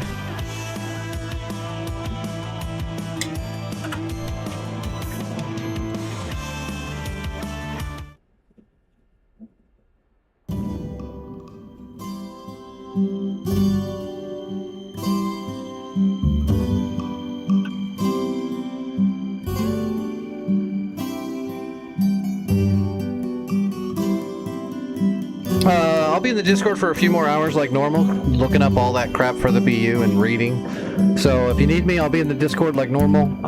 Everyone's welcome in there. There's no membership money or weird shit like that. Everyone's welcome. As far as I know, I will be back tomorrow, and I just don't really know what we're doing yet. And the raid's getting ready to go through, so I'll see everybody later. Thanks for hanging out. Take it easy.